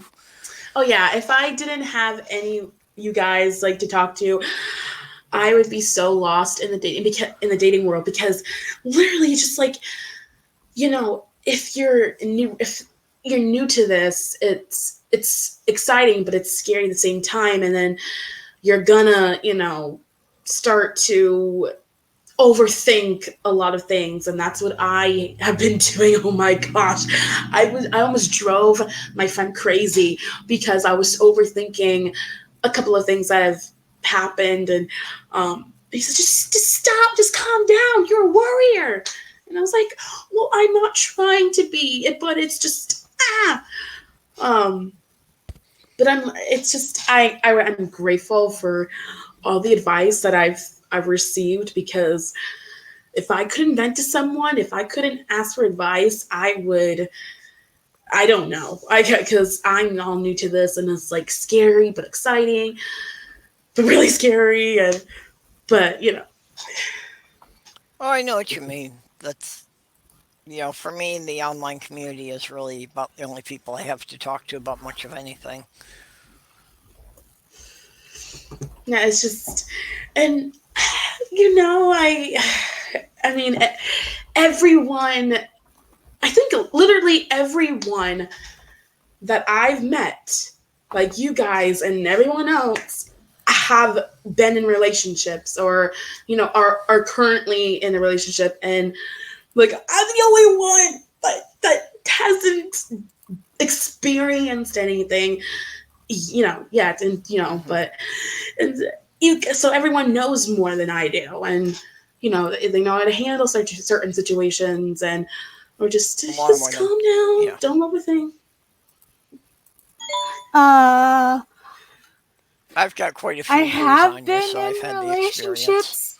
I have been in relationships, but mine is more what not to do than anything else, to be honest. I'm an epic failure when it comes to relationships. So, It's not you, it's them. oh, It's not you, it's them. well, part of that equation was not knowing what kind of relationship I was built for until I was in my freaking 30s. So hopefully you get that figured out long before I do, Sassy. Oh, trust me, I will. No. No, Nerdy Rodent says, I had an experience once, but now I've completely forgotten what happened. Oh, it's funny. I don't know why I find that funny, but it's funny to me. Oh, goodness. I can understand that. It's starting to fade for me. And that scares me. I don't want to lose those memories. Uh, Maybe you should have a shrine. Try to like put everything that reminds you of the good times and good relationships and experiences, and put it, and then so that you'll remember easier. Well, I do have, pictures, and I've got some of her artwork around the apartment. You know, Actually, one of the Oh, things that worries me is the way that the human brain tends to kind of sanitize memories. And it's like, I don't want that to happen. I don't want it to get to the point of thinking that everything was perfect. I want to keep the realism there. oh, doorknob head. He says, "I sense whipped cream and ice cubes in Sassy's future."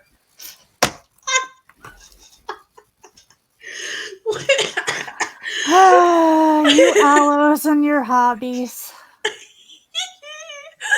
I don't know about ice cubes. Whipped cream, maybe.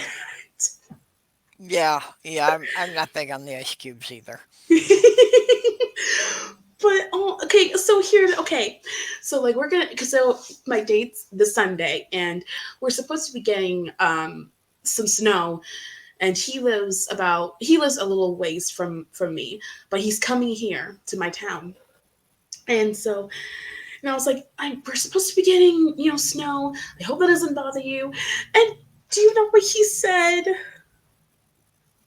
He said, "Does not bother me. I want to see you." I'm just kidding. It's so, Okay. so I don't I don't know if you're used to snow where you live, so be careful with it. Oh, I'm like a million or billion times used to snow. Okay. I couldn't remember what state you were living in. New Hampshire. Oh, Yeah. yeah. Oh yeah, but no, he's in the next state. He's in Vermont, and I'm from New Hampshire, so we both experience snow. But it was just so sweet.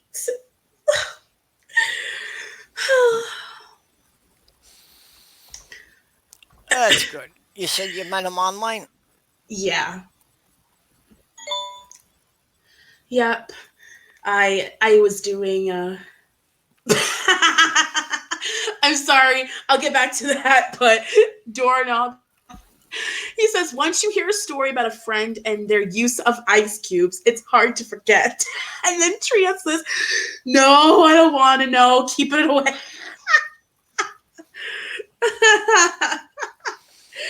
Oh dear. Okay, back to the what we're saying. Sorry, I just had to. I'm Facebook dating, and okay. So the beginning, I tried doing Match. I found out that I had to end up pay to actually message and see who liked my profile. I wasn't going to do it. I was not paying. I tried a different one. Same thing, not going to pay. And then I said, "Oh, okay, what the heck? Might as well try, the Facebook." And in the beginning, it was talking to a couple, or a few guys, but they didn't want the kind of relationship that I wanted. They just wanted like a fling, nothing serious, and it's not what I wanted. I wanted something long term and committed.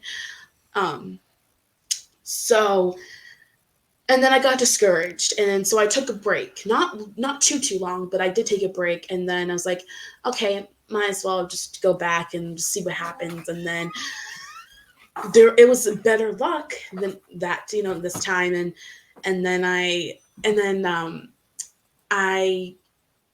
and I was like, okay, I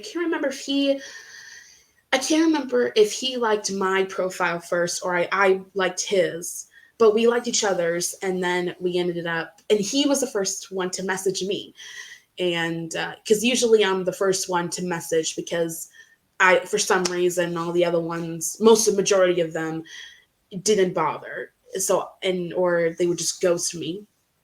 Anyway, but, and then he started talking, and then getting to know a little about each other, and then it just, and here we are. Here we are. That's cool. Yeah, it is. My mom is actually going to be my chauffeur. So you'll have a chaperone. Yeah. Well, not the whole entire. Just to drop me off where I need to go. Mm-hmm. But it's just we're gonna be going out for breakfast, and then we're gonna go see a movie, and I'm busy. I don't know how much longer.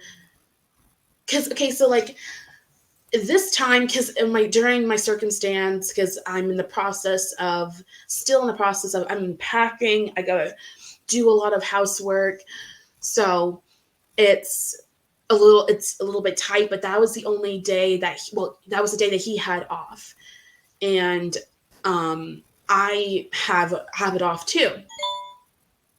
So I was like, so I'll try to spend as much time as possible, and then if it goes right, then there will be a second time, and then if things go right, then there'll be a third time, and then a fourth, and a fifth, and continue on, and then it may or may not be him. It may be someone else I don't know, depending on where this goes, but you guys will be able to, get to meet him, or whoever, may be in the future. Okay. Well, we'll have to see how that goes for you, but hoping for the best. Thank you. Yeah, because like I told myself, like, I don't know if he's the one. But I can't say he isn't the one. So like, I'm just gonna see where it goes, and just I've been giddy, and I'm excited and Yeah. nervous, Well, and don't rush into anything. Take time to get to know each other. yeah, and I would be driving myself, but the vehicle that I use isn't available, and also I can't use my mom's vehicle, which is her only one, right? Our only vehicle right now. Mm-hmm. So, and also she wants to meet him, so you know, gonna drop me off Yeah. where I need to go, and then but yeah, like I said, just see where it goes, but I'm very giddy, and I'm just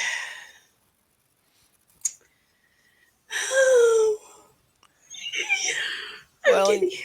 meeting someone online, you have to be a bit more careful with because, people aren't always what they claim to be. Oh, it doesn't online, offline doesn't really matter these days. It's about the same. Well, I mean, there's always some of that, but online there's room for them to do it to a greater extent. I'm not saying everyone guess. online is like that. Like I said, I met my fiance in an online chat room, and it's like, not that I was looking for a relationship at that point. That just kind of happened. Yeah, yeah, and it's just when it comes. I mean, yes, it definitely is with online dating, but in general, it's you just you don't know what to expect. You don't know what's gonna happen, and or you know Or you if see their where it profile goes, pic and is the one that came with the new wallet they bought.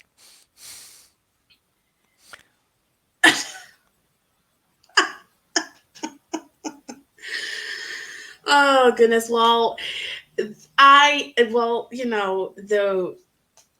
guy. He is very handsome. He is very handsome, and boy, I'm gonna be weak when I meet him in person.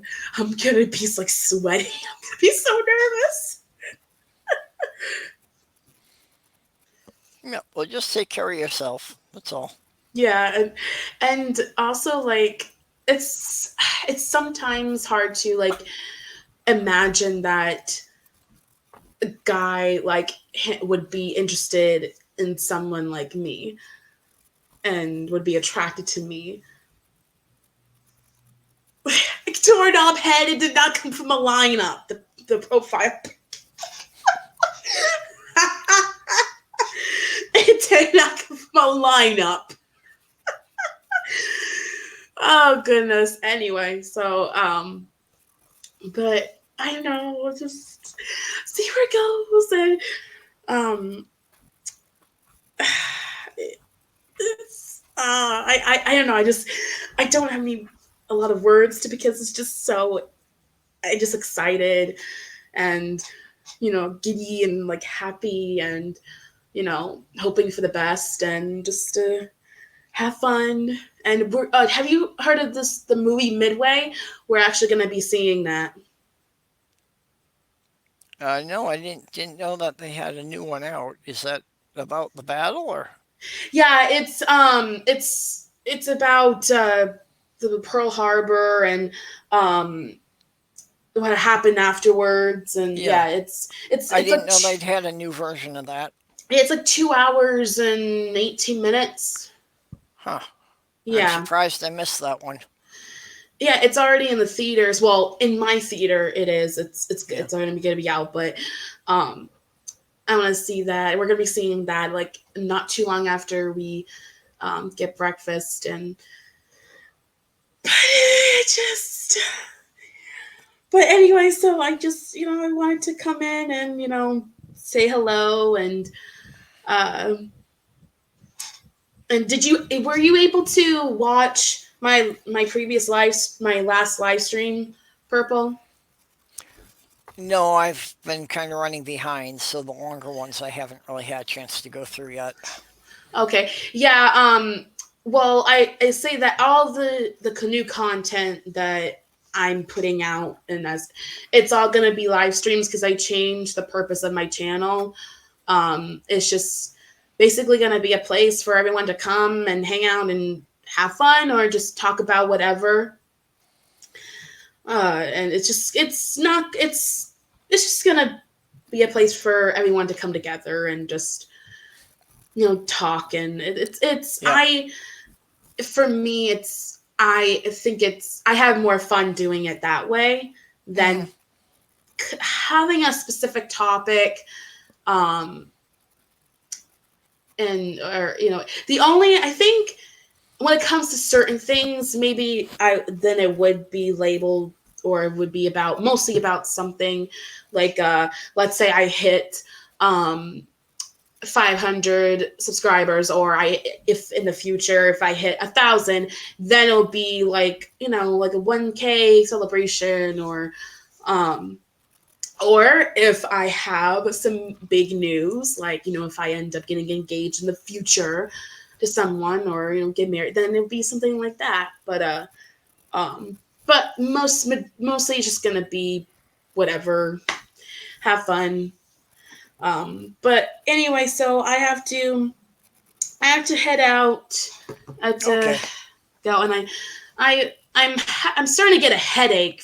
I'm starting to get a headache like in the front. Oh, it's like but thank you for having me on. Oh, you're always welcome here.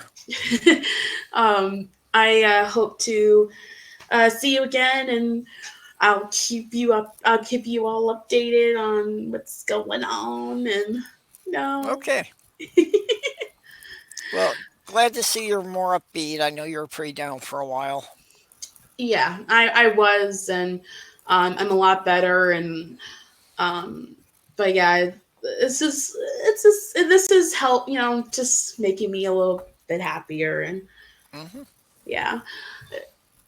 So bye everyone, bye Tria. Okay. Bye. Bye, sweetheart. Have fun. Thank you. Bye. And we've been going a bit over 4 hours, so I think it's about time to be wrapping this up now. Okay. So, you got anything coming up, Tria?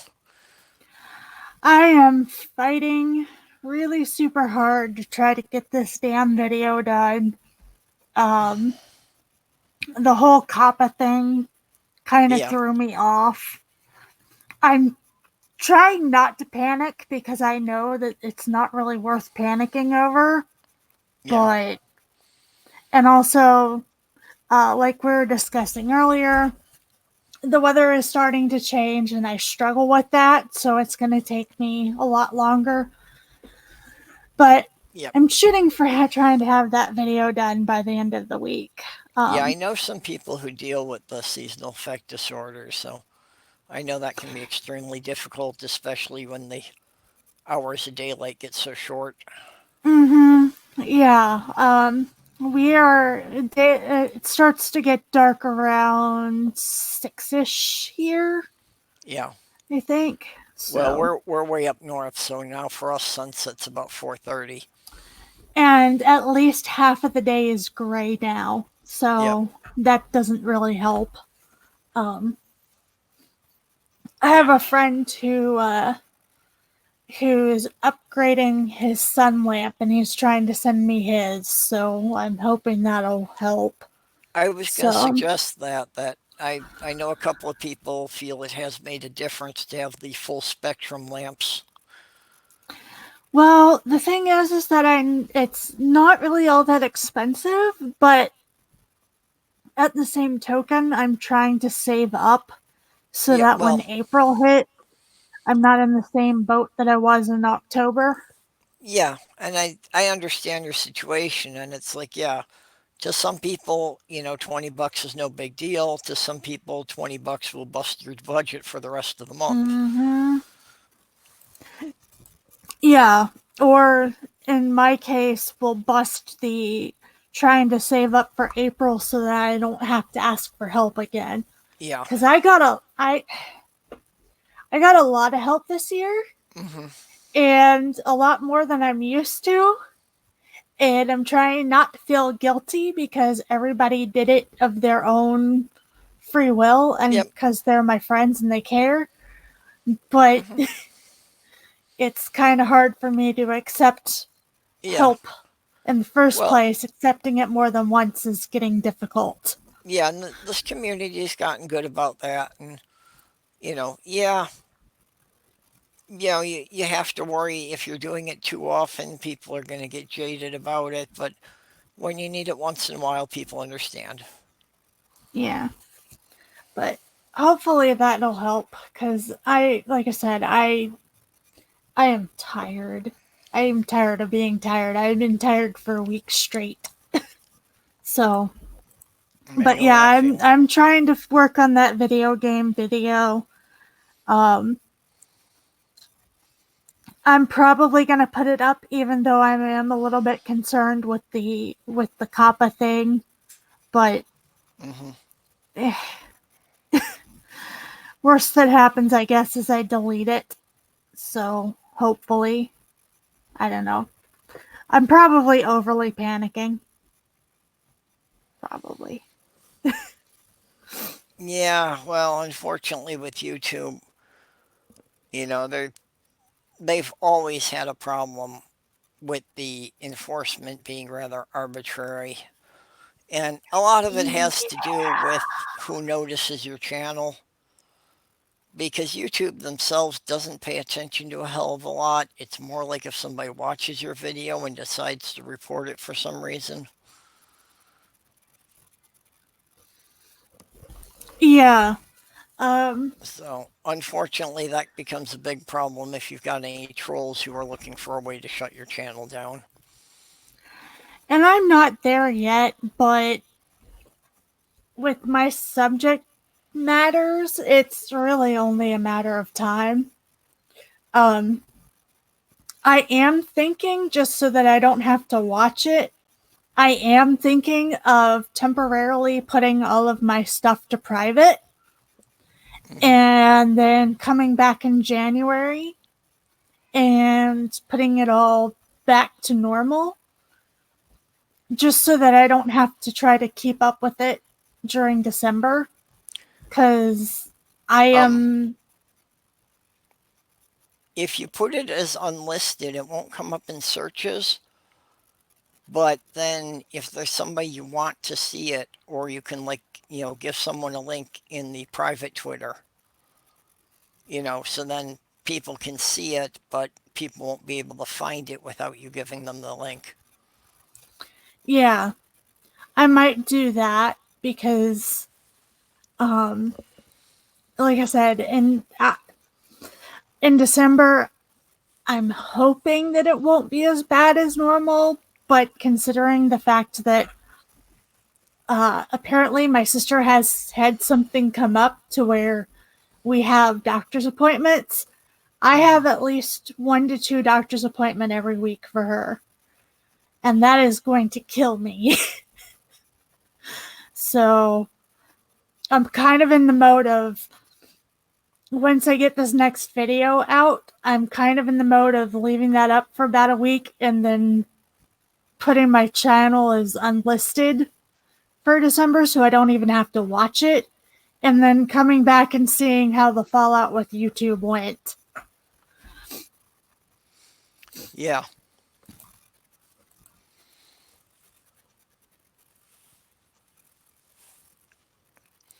Yeah, it's kind of hard to make any plans to move forward because it's like YouTube keeps changing the rules around, and and I've joked about it, but I've said that I'm sure my channel's never going to be monetized because I'm sure by the time I get to 1,000 subs, they'll have changed the rules 3 more times. Mm-hmm. Well, in my case, like I said, I'm trying not to panic. But in my case, the worst case scenario where YouTube decides for some reason, using its dumbass bots, that somehow my channel is directed at kids, and then the FTC goes, well, this is clearly appealing to children, so we're going to fine you. And then I have to report being fined by the FTC to my superiors, because basically I think the most I'm allowed to get is like a speeding ticket, or I lose this job. So, and while I know that that's not very likely, Yeah. it's that what if in the back of your head. It is a problem, and I know many people, would jump ship if there was another platform to go to. But unfortunately, at this point, there isn't any place else to go that you can really grow a small channel at all. Yeah. And the thing is that I would feel a lot better if YouTube had a lot more humans behind the scenes. Like, I get it. You have to rely on bots somewhat. I get it. You can't completely get rid of the bots. YouTube is too big. Yeah. There's too many videos. You can't do it. I get that. I can understand them having the bots doing the screening, but when somebody files an appeal, the appeal needs to be looked at by a human being. You can't have the appeals handled by bots because the bots don't understand the context. Yeah. They really need more people behind the scenes. Yep, but they don't want to pay the people. Google wants to save money and not have to hire more staff. Well, that's going to shoot them in the foot eventually. It is, but they don't see it that way. They think they're going to make all their money off the big corporate channels, and they don't, basically at this point, Google is feeling that the small channels are a waste of their time. So any channel that, has under 100,000 subs, they're regarding as a waste of their time, and they don't really care if they all go away. What they're not getting is that without all the with the huge variety of small channels, is what brings people to the site. And if all Well, they're and going to have also is corporate channels, then they're not going to be getting new viewers coming to the site. they also don't understand that if you piss off a content creator enough, they're not going to come back. Yep. And if they have followers that are especially fond of them, those followers, when that person leaves, they're not coming back either. Yeah. Well, and that's what's going to happen is they're going to slowly erode the system because creators are going to leave, and the people who have followed those creators for a long time are going to stop logging into YouTube, and they're not going to be bringing any new people in. So their audience share will drop off. And that's going to keep happening until it gets to a point that YouTube has lost enough audience that it makes it worthwhile for somebody to make the huge capital investment to launch a competitor. Mm-hmm. And it's dollars and cents, and it's going to take a long time because YouTube has such an advantage right now. But, if YouTube doesn't straighten up, if YouTube doesn't get more transparent about things, it's inevitable that will happen. It just may take a couple of years to get to that point. Yeah. And the thing is that, yes, I realize that this is all done. A lot of this has been put into motion due to the federal government. But YouTube has a pattern of mishandling things, and they haven't learned from their past mistakes. And this is not going to go very pretty. And the FCC at this point is a joke. And YouTube is, Google as a whole is now possibly the largest media company in the country. So if Google wants to go to the FCC and says that these standards are unrealistic, they have the clout to get the FCC to amend the new standards. Well, and see, here's the thing. I am not against the intent behind COPPA. I am not against COPPA itself. I just think that between the FGC's vagueness and YouTube's vagueness, right, that's where the shitstorm's going to be. Exactly. I entirely agree. I don't have a problem with COPPA. I think, yes, we do need some safeguards, but I think that half of the stuff in there is so poorly defined that people don't even know what is and isn't covered. So the people who are trying to abide by it don't know how they're supposed to behave. And then you also have there's a lot of things that are child appealing that we've kind of as a society, not as a whole, but kind of trended towards, if you love it, it doesn't matter what age you are, go for it. Yeah. Well, and that's playing there are a so lot many into this adult too. Toy collectors and so many adult anime fans. How do you divide that up?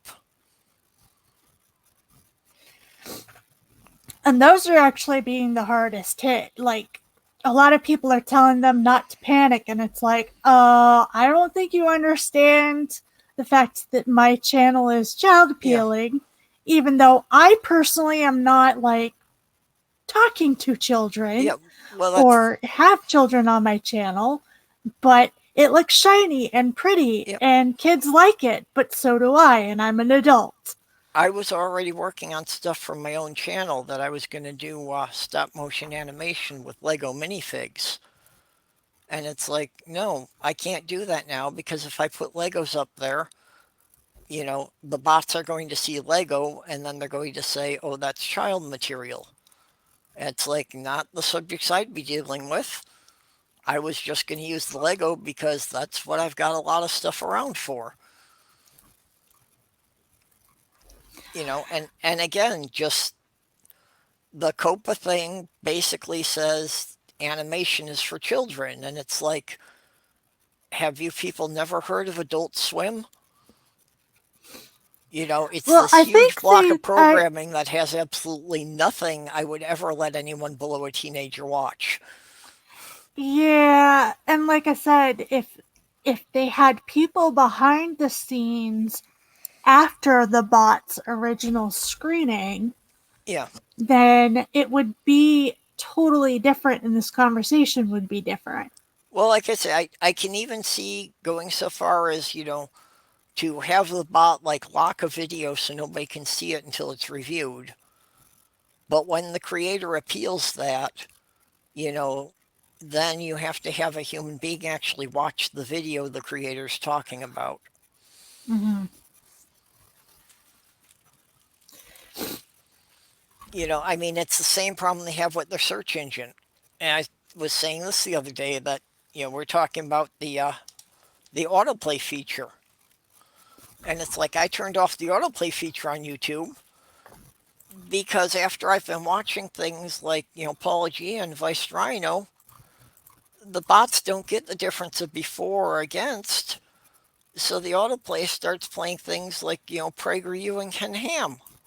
Mm-hmm. Oh, I've been getting NRA advertisements, which I find absolutely hilarious. Yeah, because I loathe the NRA. Yeah. Well, with and that's the purple the thing passion. with all the political issues. It's now you can't post anything that's LGBT related. And it's like the bots have no idea if you're, one of these radical NIFB people who's saying all gays should be killed, or if you're one of these people saying that, trans people should have equal rights. Mm-hmm. And the bots have no way to tell the difference.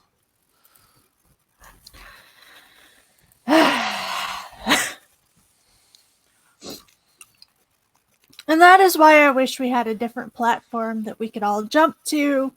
Because, yes, we would still have to abide by COPPA. I don't mind abiding by that. That is not my issue. It is, I wish that there were a better managed website that handled this stuff better, and I would feel more comfortable doing my stuff on a website where things were like, here is the outline of the do's and the don'ts, and it's not vague, and it's clearly and explicitly stated. You break any of these guidelines, you're out. You follow these guidelines, you do fine. We leave you alone. Yeah, unfortunately, for that to happen, is going to require somebody to make a, multi-million, probably $100 million investment in equipment and software to launch a new site. Yeah, which is why I haven't done it. Yeah.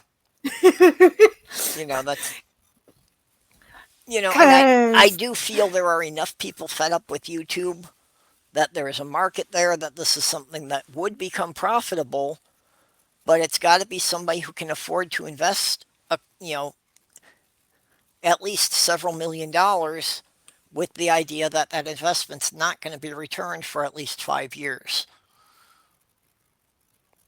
Because it's going to take them at least that long to build up a big enough audience. Yeah. So, basically, I think our best hope at this point is we need to, start some kind of, letter writing or petition. There's actually several petitions and letter writing things somebody going like that on. Who would, huh? What'd you say? Oh, you meant not to YouTube. You meant to somebody else. Never mind. Yeah. Never mind. Brain bad place. Okay. Yeah, no, I mean, pick some of these people who have obscene amount of money and are looking for something new to invest it in, and try to convince them that, this is a market. This is something that if you put the money into, you will eventually make a profit off of it. It's just going to take a while.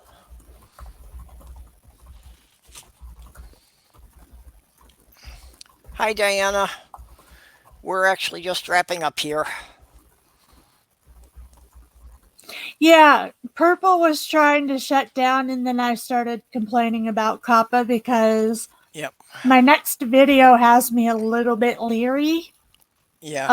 because it's about a video game, but I'm gonna risk it anyways.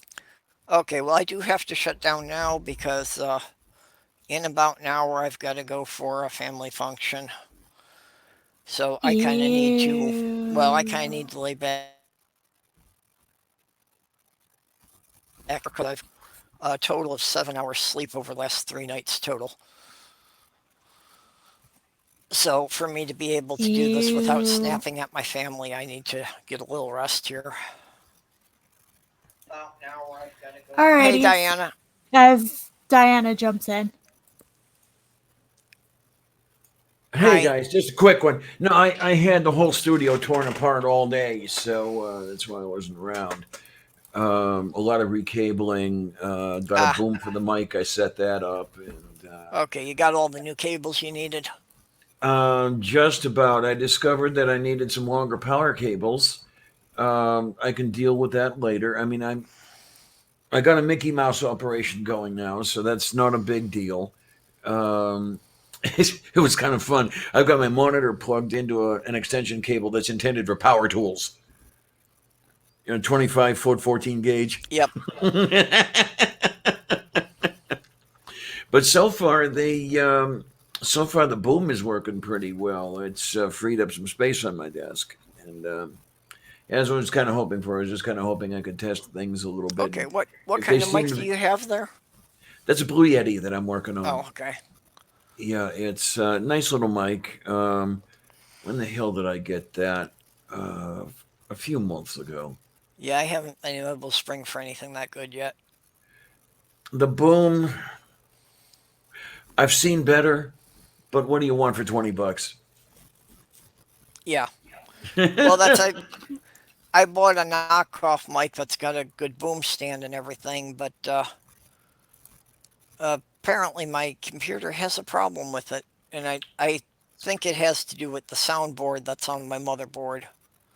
That anything that's actually plugged into the microphone plug, I can't get a high enough signal off of. So it's only the mics that I can plug in through the USB port that actually work decently. Okay, then. Okay, yeah, that's. We'll work So through yeah, that one. that's See if when we I can do get. the edited videos, I'm actually getting a better sound quality off of the USB headset than I am off of the XLR microphone, and that shouldn't be. Now, from here, well, I realize I've got shitty audio playback going over here, but you don't sound that bad. Yeah, well, this is the USB headset. Oh, okay, then. We got that.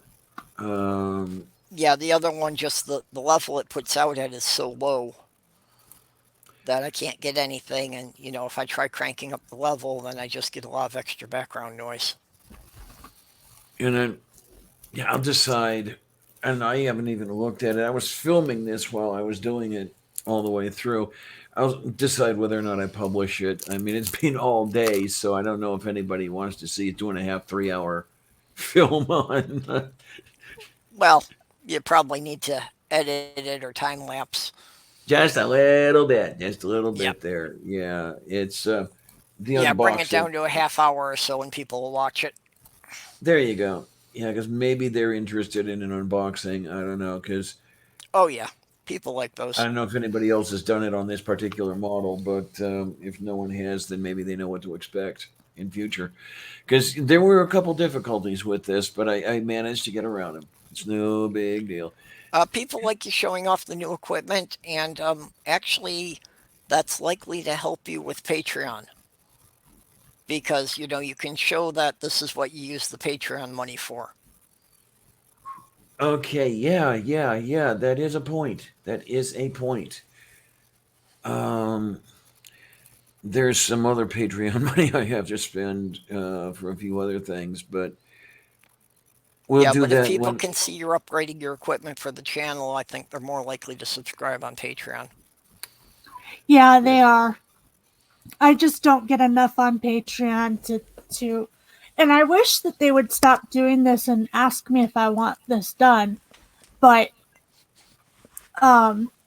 I get about $5-ish from Patreon, and then 3 of it goes back to other creators, because if you have a balance on Patreon, they'll pay they'll Oh, pay yeah. your patronage through there. And I'm like, no, I want you to take it out of my bank account because I want to save this money and not spend it until I have enough to get a boom arm for my Okay. microphone. Part of the Yeah. reason they do that though is if they take it out of your Patreon account, then there aren't transfer fees being taken out. So it does save you that little bit. Like if they took it out of your PayPal or take it out Oh, of your bank yeah. account, then there's like some small percentage, like 3 to 5% Yeah, of money that would get absorbed in transfer fees. the way they do it, the money stays home and you don't have Yeah. to worry about it. But I Yeah, should that have sort of that thing. choice. That's my point. I don't Yeah, have that yeah, choice. they should have something in the settings for where you want the money to come from, but I understand why they'll do it that way. Because The other thing, 1% of a dollar is 10 cents. no, 1% of a dollar is a penny. Yep. Okay, can't math right now. And No big but deal. still, that's negligible. We're talking about Yeah. cents here. Yeah, it's the other thing you could conceivably think about doing is, well, you said you got, yeah, you say you get, say, $5 or so per month. What I thought of was perhaps moving it into your checking account every month, but that's 25 cents every time, and 25 cents out of $5. That's significant. Yeah, I mean, with me, Yeah. I don't get that much. I only get about $35 a month. But even so, 25 cents out of that is not as significant as it is out of $5. Yeah, Yeah. I just wanted, basically, I was trying to let it accumulate to Uh huh. around 20-ish Uh huh. bucks, Yep. and I that know would the be enough for feeling. the boom arm. And then I was going to like pull it out then and then get my boom arm, because if I put it into my bank account, there's a higher chance that I'm going to spend it when things get a little bit rough. Okay. If I I put get it, you. I oh, do need to be shutting down here, so just before I Okay. disconnect from YouTube, you Yeah. got any? Let's do that. Let's not keep Well, that's purple okay. hostage here. Diana, did you have something you want to plug? What are you doing on Sunday? I have no idea what I'm doing on Sunday. I never do. Okay. This is what makes my Well, I didn't channel know if you had a so. guest booked. No, actually, I don't. Maybe what I was thinking of was kind of an open thing or something like that, and because those seem to be kind of popular. I know I don't want to overdo it, but maybe just throw it open with you. How does Seth Andrews do it occasionally? You pick the topic, one of those deals. Hmm. Um, I just may advertise it that way and see if it works. I'm working right now to figure out what people like because my numbers are. Yeah. When we were talking about the LGBT stuff, the numbers were good. I mean, I was getting around 100 views and then some on that. And then this last show here, it was about Yep. 50, 60, something like that. So that was not quite as popular as the other stuff. So what I've got to do is find the popular stuff and go with it. And Yeah, I know what you mean. That's the highest rated thing on my channel is still the one I did on the NIFB. mm-hmm. And I may, well, I am going to be kind of taking not exactly a new direction, but maybe a little something extra and stuff come the new year. As soon as I want to get some stuff prepared and try to have it work. But yeah, Okay. New Year may bring some stuff. Okay, well, we're disconnecting from YouTube now. Thanks everybody in the side chat. Thanks for sitting with us. Thanks a lot, We'll, guys. night, y'all. yep, we'll see you tomorrow night. Okay, and